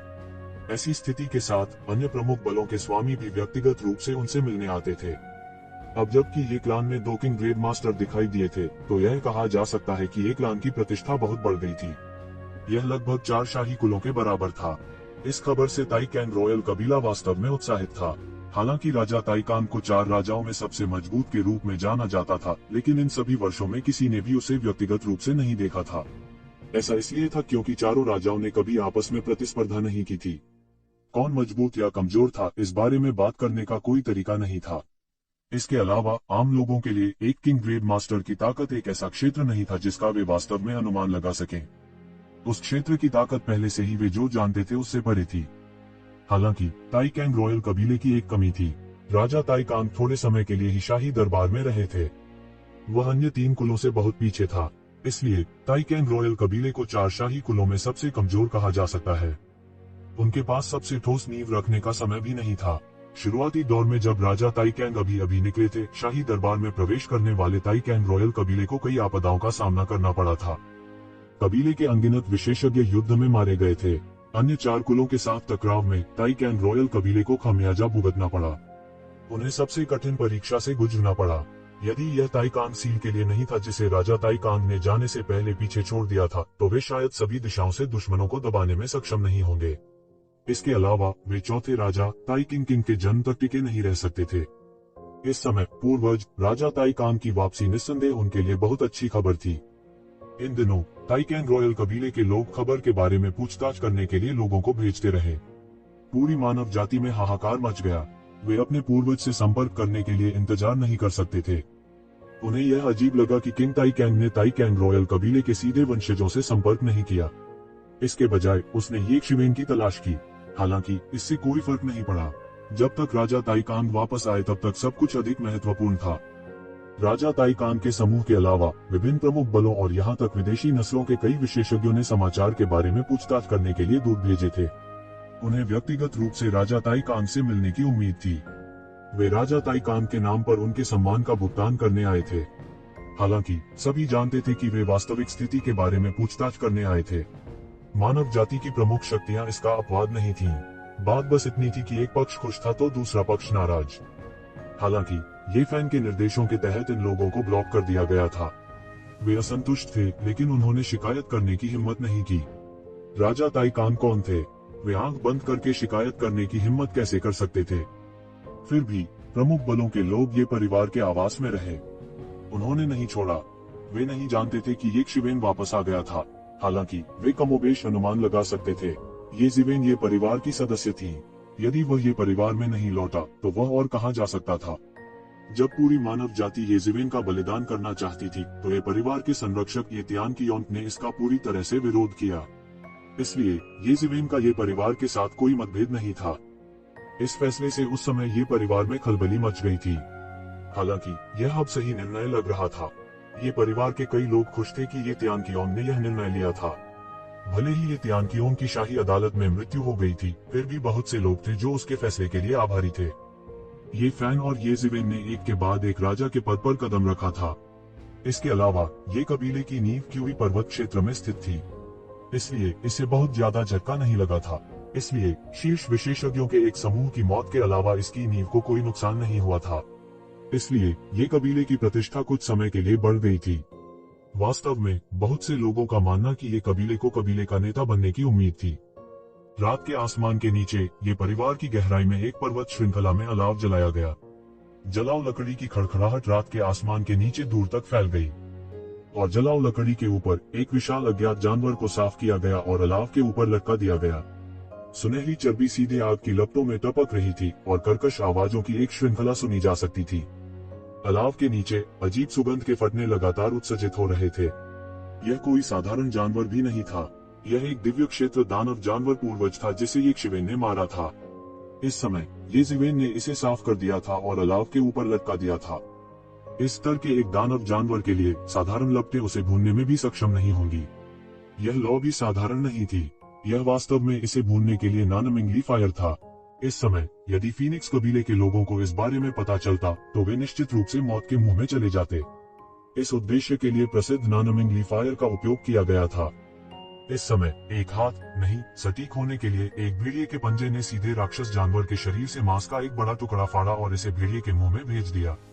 यह सीधे काटकर निगल गया। चर्बी के साथ साथ अंदर की आध्यात्मिक ऊर्जा छलक पड़ी, लेकिन यह सब भेड़िए ने खा लिया। जिसके बारे में बात करते हुए यह अभी भी इस तरह सहज है। यह स्पष्ट नहीं था कि यह भेड़िया था या कुत्ता, लेकिन यह देशी कुत्ते जैसा दिखता था। उसके बगल में ये जिवेन ने धीरे धीरे राहत की सांस ली। उसके शरीर पर चोट के निशान आखिरकार ठीक हो गए थे। आधे महीने तक लगातार इलाज के बाद आखिरकार चोट पूरी तरह दबा दी गई। लगातार हो रही लड़ाइयों ने उन्हें पूरी तरह से थका दिया था। यदि यह फीनिक्स पुनर्जनन तकनीक के लिए नहीं होता तो उसकी मौके पर ही मौत हो सकती थी। लेकिन अगर उसे फिर से चुनना पड़ा तो वह अभी भी ऐसा करेगा, क्योंकि उसके पास और कोई चारा नहीं था। अपने बगल में देशी कुत्ते को देखकर ये जिवेन के मुंह में एक मुस्कान आ गई। यह कोई और नहीं बल्कि वुल्फ क्यूब था। कई साल नहीं बदले थे। वह अभी भी वही था, अभी भी एक देशी कुत्ते की तरह दिख रहा था। बेशक वो एक शिवेन के सामने ऐसे आलू में बदल जाएगा, दूसरों के सामने वह अभी भी दानव कबीले येवुडी का अद्वितीय प्रतिभा था। सामान्यतः दानव कबीले के वापस अपने वास्तविक रूप में बदलने के बाद उनकी युद्ध शक्ति अलग अलग डिग्री तक बढ़ जाएगी। हालांकि यह कहा गया था कि येवुडी का असली रूप कभी किसी ने नहीं देखा था। ये जिवेन को गंभीरता से संदेह था कि यह आदमी अपनी साख नहीं खो सकता था। अन्य दानव कबीले प्रतिभाओं का वास्तविक रूप बिना किसी अपवाद के प्रसिद्ध प्राचीन दानव कबीले की रक्त रेखा थी। केवल वह जिसके पास एक देशी कुत्ते का खून था वह नहीं जानता था कि उसे यह कहां से मिला। यह अंधेरा और सांवला था और जब सड़क पर चल रहा था तो यह एक बहुत ही साधारण देशी कुत्ते की तरह था। फिर इस तरह से बाहर जाओ और उन्हें प्रसिद्ध येवुडी का असली रूप देखने दो। यह एक देशी कुत्ता निकला। ये जिवेन हंसे बिना न रह सकी। जितना अधिक वह इसके बारे में सोचते थे उतना ही मजेदार था। अरे यह चाचा भेड़िया है, समझे? तो फिर तुम बाहर क्यों नहीं जाते और उन्हें देखने देते कि इतना सुंदर और आत्मविश्वासी देशी कुत्ता कैसा दिखता है? यह चाचा तुम्हारे साथ लड़ेंगे। चले जाओ, मरा हुआ कुत्ता। यह चाचा एक भेड़िया है, कमीने। अल्पविराम। येज़िवेन के लिए वुल्फ शावक के साथ खिलवाड़ करना एक आदत बन गई थी। हालांकि उन्होंने सैकड़ों वर्षों से एक दूसरे को नहीं देखा था, फिर भी उन्होंने जल्द ही उस परिचित भावना को पुनः प्राप्त कर लिया। अंत में दोनों पक्षों के बीच झगड़ा येज़िवेन द्वारा वुल्फ शावक को थप्पड़ मारने के साथ समाप्त हुआ। फिर भेड़िया शावक गुस्से में वापस भागा और बड़े कौर से खाना शुरू कर दिया। उनके झगड़े की प्रक्रिया में इस दानव जानवर का लगभग आधा हिस्सा युवा कुनपेन द्वारा खा लिया गया था। वुल्फ शावक को आखिरकार एहसास हुआ कि उससे बड़ा भक्षक होने का क्या मतलब है। यंग कुनपेन की तुलना में वह वास्तव में तुलना में फीके थे। येज़िवेन, क्या तुम ताती के पुनर्जन्म की तलाश कर रहे हो? तुम एक भूखे भूत के पुनर्जन्म की तरह क्यों दिखते हो? वुल्फ शावक ने यंग कुनपेन पर नजर डाली और कहा, आप अपने आप में बहुत बेहतर नहीं हैं। तो ज़िवेन ने वुल्फ शावक पर नजर डाली और गुस्से से कहा, वुल्फ शावक तब बेहतर नहीं था। वास्तव में दोनों को समान रूप से मेल खाने वाला कहा जा सकता है। हालांकि तुलना में वुल्फ शावक अधिक संयमित था। युवा कुनपेन वास्तव में जो कुछ भी देखता था उसे खाने की प्रवृत्ति रखता था। कभी कभी उन्हें खुद पर भी शक होता था, क्या उसने वास्तव में यंग कुनपेन को उत्परिवर्तित किया था? यह असंभव नहीं था। कोई फर्क नहीं पड़ता कि उसने इसे कैसे देखा, यंग कुनपेन सामान्य नहीं दिखता था। उसने कितना भी खाया हो, उसमें कभी भी कोई स्पष्ट बदलाव नहीं आया। मैं उससे बहुत मजबूत हूँ, वुल्फ शावक ने गुस्से से कहा। उसने यंग कुनपेन पर नजर डाली। येज़िवेन की तुलना में उसकी प्रगति पहले से ही बहुत तेज थी। अतीत में येज़िवेन की गति अक्सर उसके जितनी तेज नहीं होती थी। हालांकि येज़िवेन के युवा कुनपेन के विकास के इतिहास को सुनने के बाद वह अपनी सांसें रोक नहीं सका। वाकई इस दुनिया में टैलेंट नाम की कोई चीज थी। लेकिन तुम सच में बोल्ड हो। यह यंग कुनपेन का बेटा है। भेड़िया शावक कुछ आश्चर्यचकित था क्योंकि उसने येज़िवेन को देखा और कहा, आपको पता होना चाहिए कि पौराणिक युग में या इससे भी अधिक दूर के युगों में कुनपेन के वंशज, विशेष रूप से प्रत्यक्ष वंशज के बच्चों की तुलना में अधिक सम्मानित थे। ईश्वर, क्योंकि कुनपेन वंश संपूर्ण दानव जाति में सबसे कुलीन वंशों में से एक था।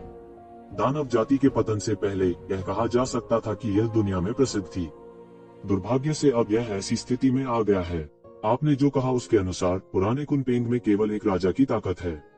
भले ही उसने एंजल के क्षय का अनुभव किया हो, फिर भी ऐसी ताकत बहुत कम है। ऐसा लगता है कि कुनपेन वंश को भी बहुत नुकसान हुआ है। उद्धरण चिन्ह। भेड़िया शावक ने भावना से आह भरी। पौराणिक युग में कुनपेन की वंशावली बहुत विस्मयकारी थी। हालांकि यह अब बुरा नहीं था। यह वुल्फ शावक की नजर में कुछ भी नहीं था जिसने उस युग का अनुभव किया था। येज़िवेन ने सिर हिलाया। वो थोड़े इमोशनल भी थे। उसके लिए उस समय पुराने कुनपेन और जियोइंग दानव राजा की ताकत अथाह थी। यह ऐसा स्तर नहीं था कि वह अनुमान लगा सके, इसलिए उसके पास स्पष्ट अवधारणा नहीं थी। लेकिन अब वह आसानी से अंदाजा लगा सकता था कि जन्म देने के बाद बूढ़ी कुनपेन की ताकत कम से कम उसकी मौजूदा ताकत के समान ही थी। इस तरह की ताकत को प्राचीन काल में शिखर के रूप में पहले ही माना जा सकता था, लेकिन यह शिखर नहीं था। इतने सालों के बाद, जन्म देने के बाद बूढ़ी कुनपेन की ताकत पूरी तरह से ठीक हो जानी चाहिए थी। येज़िवेन विशिष्ट ताकत के बारे में स्पष्ट नहीं थी। ऐसा कहा जाता था कि उत्तरी अंडरवर्ल्ड पहले से ही खाली था। कुनपेन वंश मूल रूप से वहां रहता था। उत्तरी अंडरवर्ल्ड का अधिपति अब कहीं दिखाई नहीं दे रहा था। इसके बजाय खो कई गहरे समुद्र के अधिपतियों का लक्ष्य बन गया था। हालांकि पुराने कुनपेन का मामला एक दिन के लिए भी नहीं सुलझा था। उसके लिए बूढ़ा कुनपेन हर दिन एक बड़ा खतरा था। जन्म देने और देवदूत के क्षय में प्रवेश करने के बाद बूढ़ा कुनपेन पहले से ही इतना शक्तिशाली था। अब यह और भी शक्तिशाली होना चाहिए, और अब वह 100 साल पहले के पुराने कुनपेन के समान ही था। येज़िवेन ने केवल दोनों के बीच के अंतर की गणना की और उन्हें डर का एहसास हुआ। लेकिन इस समय जो किया गया था उसे पूर्ववत नहीं किया जा सकता था। वहाँ कोई अन्य रास्ता नहीं था। दोनों ने पिछले सैकड़ों वर्षों में अपने जीवन के बारे में बात की। यह कहा जा सकता है कि उनका जीवन शानदार और विविध था, विशेष रूप से भेड़िए के शावक का जीवन। जब से इसे दानव द्वीप द्वारा उठाया गया था, यह प्राचीन उजाड़ में आ गया था और एक तड़के की अवधि में प्रवेश कर गया था। इन सैकड़ों वर्षों में यह अज्ञात था कि इसे कितनी बार मारा और शिकार किया गया था। यह कई बार मृत्यु से बच गया, लेकिन इन वर्षों के अनुभव के कारण यह ठीक था कि यह बिना किसी खजाने या अमृत का उपयोग किए भी राजा के पद में प्रवेश कर सका। कुछ दिनों तक दोनों की हड़बड़ी में मुलाकात के बाद वुल्फ शावक हड़बड़ी में निकल गया। इस बार यह मूल रूप से दुर्घटनावश येज़िवेन से मिला था। इसने केवल येज़िवेन के मामलों के बारे में सुना, इसलिए यह विशेष रूप से इस बार 1000 कुलों के सम्मेलन में आया। नहीं तो बहुत पहले निकल चुका होता। पूरे प्राचीन काल के लिए पिछले कुछ दिनों को चौंकाने वाले दिनों के रूप में वर्णित किया जा सकता है। राजा ताइकांग, जो अनगिनत वर्षों से गायब थे, फिर से प्रकट हुए। भले ही यह केवल एक झलक थी, फिर भी प्राचीन काल के विभिन्न कुलों के लिए यह बहुत चौंकाने वाला था। भले ही वर्तमान मानव जाति कई लोगों की नजरों में गिर गई हो, जब तक राजा ताई कैंग अभी भी आसपास थे, तब भी मानव जाति एक बड़ा और प्रभावशाली कबीला होगा। विभिन्न कुलों के लिए, विशेष रूप से जिन्होंने कभी मानव जाति पर हमला किया था, वे सभी राजा ताई कैंग को बुलाने के लिए उत्सुकता से प्रतीक्षा कर रहे थे। हालांकि राजा ताई कांग उनकी आशा नहीं थे। ऐसे अद्वितीय गुरु पौराणिक युग में भी, राजाओं के युग में किसी ने भी ऐसे अद्वितीय गुरु के प्रति अनादर करने का साहस नहीं किया। इसके अलावा वर्तमान दुनिया में राजा ताई कांग केवल एक ही राजा था। यह कहना गलत नहीं था कि किसी ने उसकी अवज्ञा करने का साहस नहीं किया। न केवल प्राचीन काल के विभिन्न कुल, बल्कि दैत्य जाति भी अचानक चुप हो गई। मूल रूप से उच्च अंक मार्शल शक्ति उनके पक्ष में थी। रसातल दानव मास्टर जहां कहीं से भी गुजरा, वहां ऐसा कुछ भी नहीं था जिसे वह नष्ट नहीं कर सकता था। इसे अत्यंत शक्तिशाली कहा जा सकता है। मानव जाति के लगभग आधे क्षेत्र को सफलतापूर्वक जीतने का कारण यह था कि एबिस दानव मास्टर ने बड़ी संख्या में मानव विशेषज्ञों को एक झटके में मार डाला, जिससे उन्हें ऐसा अवसर मिला। लेकिन अब राजा ताई कैंग के पुनः प्रकट होने के साथ इसका मतलब था कि रसातल दानव मास्टर का एक और प्रतिद्वंद्वी था। कुछ समय के लिए दोनों पक्षों की ताकत को अलग रखते हुए केवल राजा ताई कांग का नाम ही दानव जाति के लिए एक बहुत शक्तिशाली खतरा था। एक क्षण के लिए तो दैत्यों की जाति ने भी चलना बंद कर दिया। सबसे पहले वे अपनी शेष सेना को पुनर्गठित कर रहे थे। दूसरे, वे भी राजा ताई कांग के आगमन की प्रतीक्षा कर रहे थे। एक विशेषज्ञ जो प्रकट हुआ था भयानक नहीं था। जो वास्तव में भयानक था वह एक व्यक्ति था जो अंधेरे में छिपा हुआ था। वह अंधेरे में जहरीले सांप की तरह था। क्योंकि वे नहीं जानते थे कि वह कब अचानक बाहर कूद जाएगा, उन्होंने उसे हल्के में लेने की हिम्मत नहीं की। ऐसी परिस्थितियों में सम्राट ताई कांग उतनी तेजी से प्रकट नहीं हुए जितनी कि बहुत से लोगों ने कल्पना की थी। इसके विपरीत वह एक संक्षिप्त उपस्थिति के बाद गायब हो गया। हालांकि यह बार पिछली बार से अलग था। हालांकि ये जिवेन ने 3 शाही कुलों की जानकारी उजागर कर दी थी, फिर भी सभी को विश्वास नहीं था कि राजा ताई कांग अभी भी जीवित हैं। इसलिए वे अभी भी मानव जाति के लिए चीजों को कठिन बनाने का प्रयास कर रहे थे। लेकिन इस बार राजा ताई कांग सबके सामने आ गए थे। कई बड़े शॉट्स ने व्यक्तिगत रूप से इसका अनुभव किया था, इसलिए वे जानते थे कि इसमें कोई गलती नहीं थी। इसलिए उन्हें तनिक भी संदेह नहीं हुआ। वे पहले से बिल्कुल अलग निष्कर्ष पर पहुंचे। इस बार राजा ताई कांग प्रकट नहीं हुए। पिछली बार के अलावा कुछ कारण होना चाहिए जिसके कारण राजा ताई कैंग सबके सामने नहीं आए। इसलिए ऐसी परिस्थितियों में एक और सिद्धांत तेजी से प्राचीन बेरेंस महाद्वीप में फैल गया। यह था कि राजा ताई कांग एक अद्वितीय शत्रु से निपट रहे थे। उस समय जब राजा ताई कांग अपने चरम पर थे, तो वे अचानक चले गए क्योंकि वे इस अद्वितीय शत्रु से निपटना चाहते थे। दोनों पार्टियों में काफी पहले से गतिरोध चल रहा था। इस बेजोड़ दुश्मन से निपटने के लिए राजा ताई कांग के पास मानव जाति की परवाह करने का कोई तरीका नहीं था। केवल जब मानव जाति एक आपदा का सामना कर रही थी, उसके पास कार्रवाई करने के अलावा कोई विकल्प नहीं था। हालांकि बेजोड़ दुश्मन से निपटने के लिए लौटने से पहले वह केवल एक बार कार्रवाई कर सके। इस सिद्धांत को सामने रखते ही सभी ने जल्दी से स्वीकार कर लिया। हाँ, यही बात है। अगर ऐसा है तो सब कुछ समझ में आता है, जिसमें यह भी शामिल है कि राजा ताई कैंग जब अपने चरम पर थे तो अचानक क्यों चले गए। जब वह सम्राट बनने वाला था तो वह वास्तव में चला गया। इससे कोई फर्क नहीं पड़ता कि उन्होंने इसे कैसे देखा, इस मामले ने एक अविश्वसनीय आभा प्रकट की। अगर ऐसा होता तो लोगों के लिए इसे स्वीकार करना आसान होता। इसलिए एक अज्ञात स्रोत से आए इस सिद्धांत को सभी ने जल्दी से स्वीकार कर लिया और प्राचीन बेरेंस महाद्वीप में फैलना शुरू कर दिया। इस अफवाह के साथ साथ मानव जाति एक लंबी आह भरने के अलावा और कुछ नहीं कर सकती थी। हालांकि राजा ताई कांग अभी भी जीवित थे, लेकिन वे हर समय कार्रवाई नहीं कर सकते थे। उनके लिए यह बेर के फूलों को देखकर अपनी प्यास बुझाने की कोशिश से अलग नहीं था। हालांकि विलुप्त होने का संकट नहीं था, वे प्राचीन बेरेंस महाद्वीप में प्रथम श्रेणी के अधिपति बनने के लिए जल्दी से ठीक होने के लिए राजा ताई कैंग की ताकत पर भरोसा नहीं कर सकते थे। दूसरी ओर प्राचीन बेरन के विभिन्न कुलों ने राहत की सांस ली। यह पता चला कि राजा ताई कैंग जय नहीं थे, उसका एक अतुलनीय शत्रु भी था जिससे निपटना कठिन था। इस तरह सोचने पर सब कुछ समझ में आ गया। दुनिया में हर चीज की अपनी दास्तां थी। कोई दास कैसे नहीं हो सकता है। वह बहुत अतार्किक था। हालांकि वे अभी भी राजा ताई कांग से डरते थे, लेकिन वे पहले की तरह भयभीत नहीं थे जब वे राजा ताई कांग से मिलने की प्रतीक्षा कर रहे थे। यह अंतर की दुनिया थी। हालांकि उसी समय वे राजा ताई कैंग के अस्तित्व के बारे में और भी निश्चित थे। इसलिए उन्होंने मानव जाति पर दबाव डालना जारी रखने का साहस नहीं किया। आखिरकार अपेक्षाकृत बोलना, भले ही राजा ताई कैंग अपनी पूरी ताकत से उनसे निपट नहीं सके, उन्हें मानव जाति के खिलाफ जाने की कोई जरूरत नहीं थी। ऐसी परिस्थितियों में 1000 कुलों के सम्मेलन को शुरू में रोक दिया गया था, जिसे फिर से लाया गया।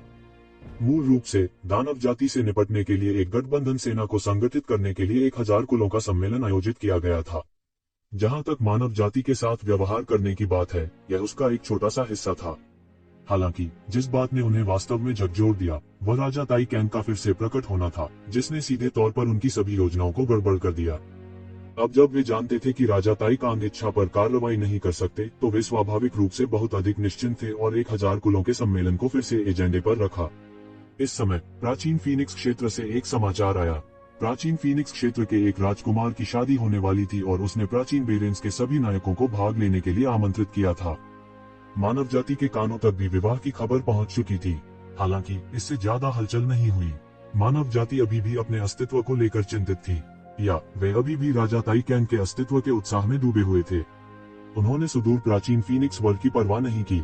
दूसरे शब्दों में, पहले के विपरीत, सुदूर पुरातनता के अधिपति के रूप में जिसने दुनिया की परवाह की, मानव जाति की प्रमुख ताकतें लगातार व्यस्त थीं। समय की इस अवधि का लाभ उठाते हुए जब अन्य सभी जातियां पीछे हट गई थीं और डेविल रेस ने हमला जारी नहीं रखने का साहस किया, वे कई लोगों को वापस ले आए जो कब्जे वाले क्षेत्र में थे या अभी तक क्यूई पर्वत पर वापस नहीं आए थे। वर्तमान में मानव जाति ने पहले ही क्यूई पर्वत क्षेत्र को अपना मुख्यालय और आधार मान लिया था। वे अपनी महान क्षमताओं के साथ जो चाहे कर सकते थे। मानव जाति के लिए इतना बड़ा क्षेत्र रखना असंभव था। उन सामान्य लोगों को उस स्थान पर छोड़ने से या तो नरसंहार होगा या उन्हें शैतानों में बदल दिया जाएगा। इससे कोई फर्क नहीं पड़ता कि वह कौन सा था, मानव जाति उन्हें उस स्थान पर रहने देना सहन नहीं कर सकती थी। हालांकि प्राचीन फीनिक्स वर्ल्ड ने अभी भी किसी को निमंत्रण कार्ड देने के लिए भेजा था। मानव जाति में केवल कुछ ही कबीले थे जिनके पास इस निमंत्रण पत्र को प्राप्त करने की योग्यता थी, और केवल ये फैन और ये जिवेन के पास इस निमंत्रण कार्ड को प्राप्त करने की योग्यता थी। ये शिवेन ने शादी की ज्यादा परवाह नहीं की। वह इसमें भी शामिल नहीं होना चाहता था। ऐसा इसलिए था क्योंकि उन्हें लगा कि बंद कमरे में प्रशिक्षण लेना और अगले क्षेत्र में सफलता हासिल करने का प्रयास करना बेहतर होगा। हालांकि भेड़िया शावक कुछ दिनों के लिए जल्दी में चला गया था, लेकिन इसने उसे एक नया ज्ञान भी दिलाया था। राजा के स्तर से ऊपर एक और भी अधिक शक्तिशाली क्षेत्र था और वह रहस्यमय क्षेत्र था। केवल उस दायरे को तोड़कर ही वह विभिन्न विदेशी कुलों के बेचैन आंदोलनों को पूरी तरह से दबा पाएगा। कहा जा सकता है कि मानव जाति आंतरिक और बाहरी परेशानियों से पीड़ित है, इसलिए वह एक सेकंड भी बर्बाद नहीं कर सकता था। इसके अलावा हुआ मैंदान का मामला हमेशा उनके दिमाग में था। बात बस इतनी थी कि प्राचीन फीनिक्स की दुनिया बहुत अथाह थी। यहाँ तक ये जिवेन राजा स्तर के एक शीर्ष विशेषज्ञ ने प्राचीन फीनिक्स वर्ल्ड में जल्दबाजी में प्रवेश करने की हिम्मत नहीं की। उसे डर था कि वह वापस नहीं लौट पाएगा। रहस्यमय क्षेत्र में सफलता हासिल करने के बाद वह हुआ मैंदान की तलाश के लिए प्राचीन फीनिक्स वर्ल्ड में जाने पर विचार करेगा। इसलिए वह एक क्षण के लिए भी प्रतीक्षा नहीं करना चाहता था। हालांकि निमंत्रण कार्ड में विशेष रूप से ये शिवेन को जाने के लिए कहा गया था। इसके अलावा इसने उन्हें पूरी तरह से आमंत्रित किया था, इसलिए ये शिवेन ने बार बार इसके बारे में सोचने के बाद जाने का फैसला किया। आखिरकार उन्हें मानव जाति का शीर्ष विशेषज्ञ कहा जा सकता है, इसलिए वह प्राचीन फीनिक्स वर्ल्ड के निमंत्रण को अस्वीकार नहीं कर सका। प्राचीन फीनिक्स क्षेत्र से उसके संबंध बहुत खराब थे। हालांकि वह वर्तमान में मानव जाति का प्रतिनिधित्व कर रहा था, इसलिए वह कुछ समय के लिए केवल कुछ संघर्षों को ही दबा सका। इसलिए वह केवल अस्थायी रूप से तोड़ने के मामले को अलग रख सकता था। वह मानव जाति के विशिष्ट मामलों में शामिल नहीं होना चाहता था। इन चीजों को स्वाभाविक रूप से कोई और संभालेगा। अभी वह राजा ताइकान की तरह था, एक प्रकार का, एक प्रकार का, एक प्रकार का, एक प्रकार का, एक प्रकार का, एक प्रकार का, एक प्रकार का, एक प्रकार का, एक प्रकार का, एक प्रकार का, एक प्रकार का, एक प्रकार का, एक प्रकार का, एक प्रकार का, एक प्रकार का। उनका अस्तित्व एक निवारक था। भले ही वह राजा ताइकान की तरह प्राचीन युग को अपने अधीन करने में सक्षम नहीं था, लेकिन उसका नाम पहले से ही पूरे प्राचीन युग में फैल चुका था क्योंकि उसने 7 कीमती विशेषज्ञों को मार डाला था। यह भी एक बड़ा सदमा था। शेष मानव जाति के लिए इस अवधि के दौरान उनका जीवन कहीं अधिक आरामदायक प्रतीत होता था। राजा ताइकान के आसपास होने के कारण ऐसा लग रहा था कि उनके दिलों में अब कोई धुंध नहीं है। हालांकि वह अलग था। वह अकेला ही था जो वास्तव में हर चीज की सच्चाई को समझता था। तो जिवेन ये वंश की पर्वत श्रृंखला में छिपा हुआ था। वह वहीं खड़ा था और उसके पास एक सुंदर युवक खड़ा था। यह आदमी राजा ताइकान था। वरिष्ठ, इस बार स्थिति को स्थिर करने के लिए धन्यवाद, अन्यथा परिणाम अकल्पनीय होंगे। ये शिवेन ने अपने हाथ जोड़कर कहा, यह सब मैं कर सकता हूँ। मैं नहीं दिखा सकता क्योंकि अगर मैं दिखाऊंगा तो मुझे तुरंत देखा जाएगा। युवक ने आह भरी और कहा, मैं पहले ही एक बार जाग चुका हूँ और रसातल शैतान भगवान के साथ युद्ध कर चुका हूँ। दुर्भाग्य से मैं अभी भी कुछ साथी दाववादियों से हाथ मिलाने के बाद भी दबा हुआ था। किंग ताई कैंग के बिना ताई कैंग सील की शक्ति अपनी मूल शक्ति का 10% भी प्रदर्शित नहीं कर पाएगी। यह रसातल शैतान भगवान के लिए एक मैच नहीं है। ऐसा लगता है कि वह ताई कैंग सील से बहुत दूर नहीं है। मैं सिर्फ एक उपकरण आत्मा हूँ। मेरे लिए ताई कैंग सील से अलग होना और स्वतंत्र रूप से अस्तित्व में रहना असंभव है। मानव जाति के मार्ग के लिए तुम केवल स्वयं पर भरोसा कर सकते हो। युवक के शब्दों में चौंकाने वाली जानकारी थी। भी ने सोचा कि वह राजा ताई कांग था, लेकिन उन्हें उम्मीद नहीं थी कि वह केवल ताई कांग सील की उपकरण भावना थी। ये जिवेन की तलवार जैसी भौहें थोड़ी चूड़ीदार थीं। वह इन बातों को कैसे नहीं जान सकता था। इस दुनिया में वह एकमात्र ऐसा व्यक्ति था जो पूरी सच्चाई जानता था। राजा ताई कैंग का असली शरीर देवताओं की शाम के युद्ध के मैदान में दफनाया गया था। उस दिन वह केवल जुनून का एक टुकड़ा वापस लाया। उस रात के बाद वह जुनून बिना किसी निशान के पूरी तरह से गायब हो गया। इसे कैसे पुनर्जीवित किया जा सकता है? मृत्यु एक ऐसी दुनिया थी जिसे सम्राट भी नियंत्रित नहीं कर सकता था। डेविल वर्ल्ड की किंवदंतियों में असुर डेविल लॉर्ड ने एक बार डेड वर्ल्ड को जीतने के लिए डेविल वर्ल्ड का नेतृत्व किया था। हालांकि यह केवल एक किंवदंती थी। मृतकों की दुनिया दूसरे आयाम की तरह थी। वास्तव में इसे किसी ने नहीं देखा था। यहाँ तक कि देवता और राजा भी इसे ठीक से समझ नहीं पाए। राजा ताई कांग, जिसने उस दिन दुनिया को चौंका दिया था, ताई कांग सील की उपकरण भावना मात्र थी। इसलिए प्रकट होने के बाद भी वह केवल जल्दी में दूर भाग गया। उसने अधिक समय तक रुकने का साहस नहीं किया क्योंकि प्रमुख सेनाओं के बीच सुप्त पड़े राजकीय औजारों की कमी नहीं थी। इसके अलावा कुछ प्राचीन महान दुष्ट थे जिन्होंने राजा ताई कांग को विकसित होते देखा था। अगर इन लोगों को पूरी तरह से जगा दिया जाए तो शायद वे उसे पहचान सकें। एक बार जब वह समझ गया तो यह मानव जाति के लिए एक आपदा के समान होगा। उस दिन उसने समय पर 1000 कुलों के सम्मेलन में जाने की हिम्मत नहीं की। इसके बजाय वह रॉयल कोर्ट में गया, जिस पर पहले से ही डेविल रेस का कब्जा था। हाथ की मुहरों और मंत्रों के साथ जो राजा ताई कैंग ने जाने से पहले उन्हें सिखाया था, उन्होंने ताई कैंग सील की उपकरण भावना को जगाया और रॉयल कोर्ट से बाहर निकलने का रास्ता मार दिया। इससे पहले वह रॉयल कोर्ट में 1 दर्जन से अधिक शीर्ष कीमतीय विशेषज्ञों के संयुक्त हमले में फंस गया था। ताई कैंग सील को जगाने के लिए उसने इन हमलों को बलपूर्वक सहन किया। यह मूल कारण था कि इससे पहले कि वह 1000 कुलों के सम्मेलन में कदम उठा पाता, वह गंभीर रूप से घायल हो गया। हालांकि उन्होंने यह उम्मीद नहीं की थी कि हाइवुया, जो इसे इतनी अच्छी तरह से छुपा रही थी, इसे समझ जाएगी। हालांकि उस वक्त उनके पास और कोई चारा नहीं था। वह एक कदम भी पीछे नहीं हट सकता था, नहीं तो मानव जाति समाप्त हो जाएगी।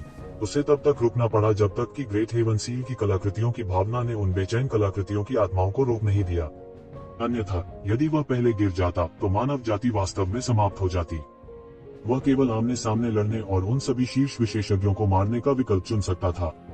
अब जब उसने इसके बारे में सोचा तो वह भाग्यशाली था कि उस समय बच गया। उस समय वह पहले से ही अपनी रस्सी के अंत में था। यदि वे विदेशी नस्ल विशेषज्ञ उस पर आक्रमण करने की ठान लेते तो निश्चित रूप से वह बच नहीं पाता। भले ही उसे उस समय वुल्फ क्यूब, ये फैन और लिटिल कुनपेन का संरक्षण प्राप्त हो, फिर भी यह वैसा ही रहेगा। यह सिर्फ इतना था कि राजा ताई कैंग की उपस्थिति ने उन्हें भयभीत कर दिया था और अब किसी को उनकी परवाह नहीं थी। भले ही उनका उससे निपटने का इरादा था, लेकिन अंधे में अवांछित राजा ताई कैंग के कारण उन्होंने ऐसा करने की हिम्मत नहीं की। वरिष्ठ, आप सही कह रहे हैं। हम मानव जाति की राह पर चलने के लिए केवल खुद पर भरोसा कर सकते हैं। कोई भी हमारी जगह नहीं ले सकता, ये जिवेन ने मधुर स्वर में कहा। अब मैं मोटे तौर पर समझ गया हूँ कि ताई कैंग आपको उत्तराधिकारी के लिए क्यों चुनेंगे। आप उतने ही जिद्दी हैं जितने कि वह तब थे जब वह युवा थे। इतने सारे विदेशी नस्ल विशेषज्ञों का सामना करते हुए वह कभी भी एक कदम पीछे नहीं हटे। ताई कैंग सील की टू स्पिरिट की आंखों में प्रशंसा थी। ताई कांग की राह आसान नहीं है। मानव जाति उस समय बेहद खतरनाक थी। वह केवल हर लड़ाई जीत सकता था और हार नहीं सकता था। हालांकि अब आप जिस स्थिति का सामना कर रहे हैं वह पहले से भी बदतर थी। उसके बाद उसे सभी विदेशी जातियों को अपने अधीन करना था और आपको मिश्रण में डेविल रेस को जोड़ना था। डेविल रेस एक खतरनाक तरीके से आई और रसातल का शैतान पहले से ही सूर्य राजा के युग के दौरान एक प्रसिद्ध पुराना शैतान था। अब अनगिनत साल बीत चुके हैं और उसकी मार्शल शक्ति अकल्पनीय सीमा तक और भी अधिक गहरी है। उनका हर कदम और शब्द कानून है। भले ही उसने अपने दाव की पुष्टि नहीं की हो, वह वास्तव में इससे दूर नहीं है। अब उसने सीधे आप पर हमला क्यों नहीं किया, इसका कारण यह है कि वह अपने डीओ की पुष्टि करने के सबसे महत्वपूर्ण क्षण में पहुंच गया है। एक बार जब वह अपने दाव की सफलतापूर्वक पुष्टि कर लेता है तो प्राचीन बैरन की वर्तमान स्थिति के आधार पर इसे लगभग निश्चित रूप से जीत लिया जाएगा। कोई और रास्ता नहीं बचेगा। टाइकैन सील की टूर स्पिरिट ने कहा, सन किंग के युग के दौरान आक्रमण करने वाली शैतानी जाति को पहले ही मौत के घाट उतार दिया गया था। केवल वह बच गया है। इसके अलावा उनकी मार्शल शक्ति पहले से भी अधिक गहरी है। वास्तव में वह लगभग उतना ही शक्तिशाली है जितना कि शैतान परमेश्वर। वह निश्चित रूप से निपटने के लिए एक कठिन व्यक्ति है। आपको उससे निपटना होगा। आपके पास ज्यादा समय नहीं बचा है।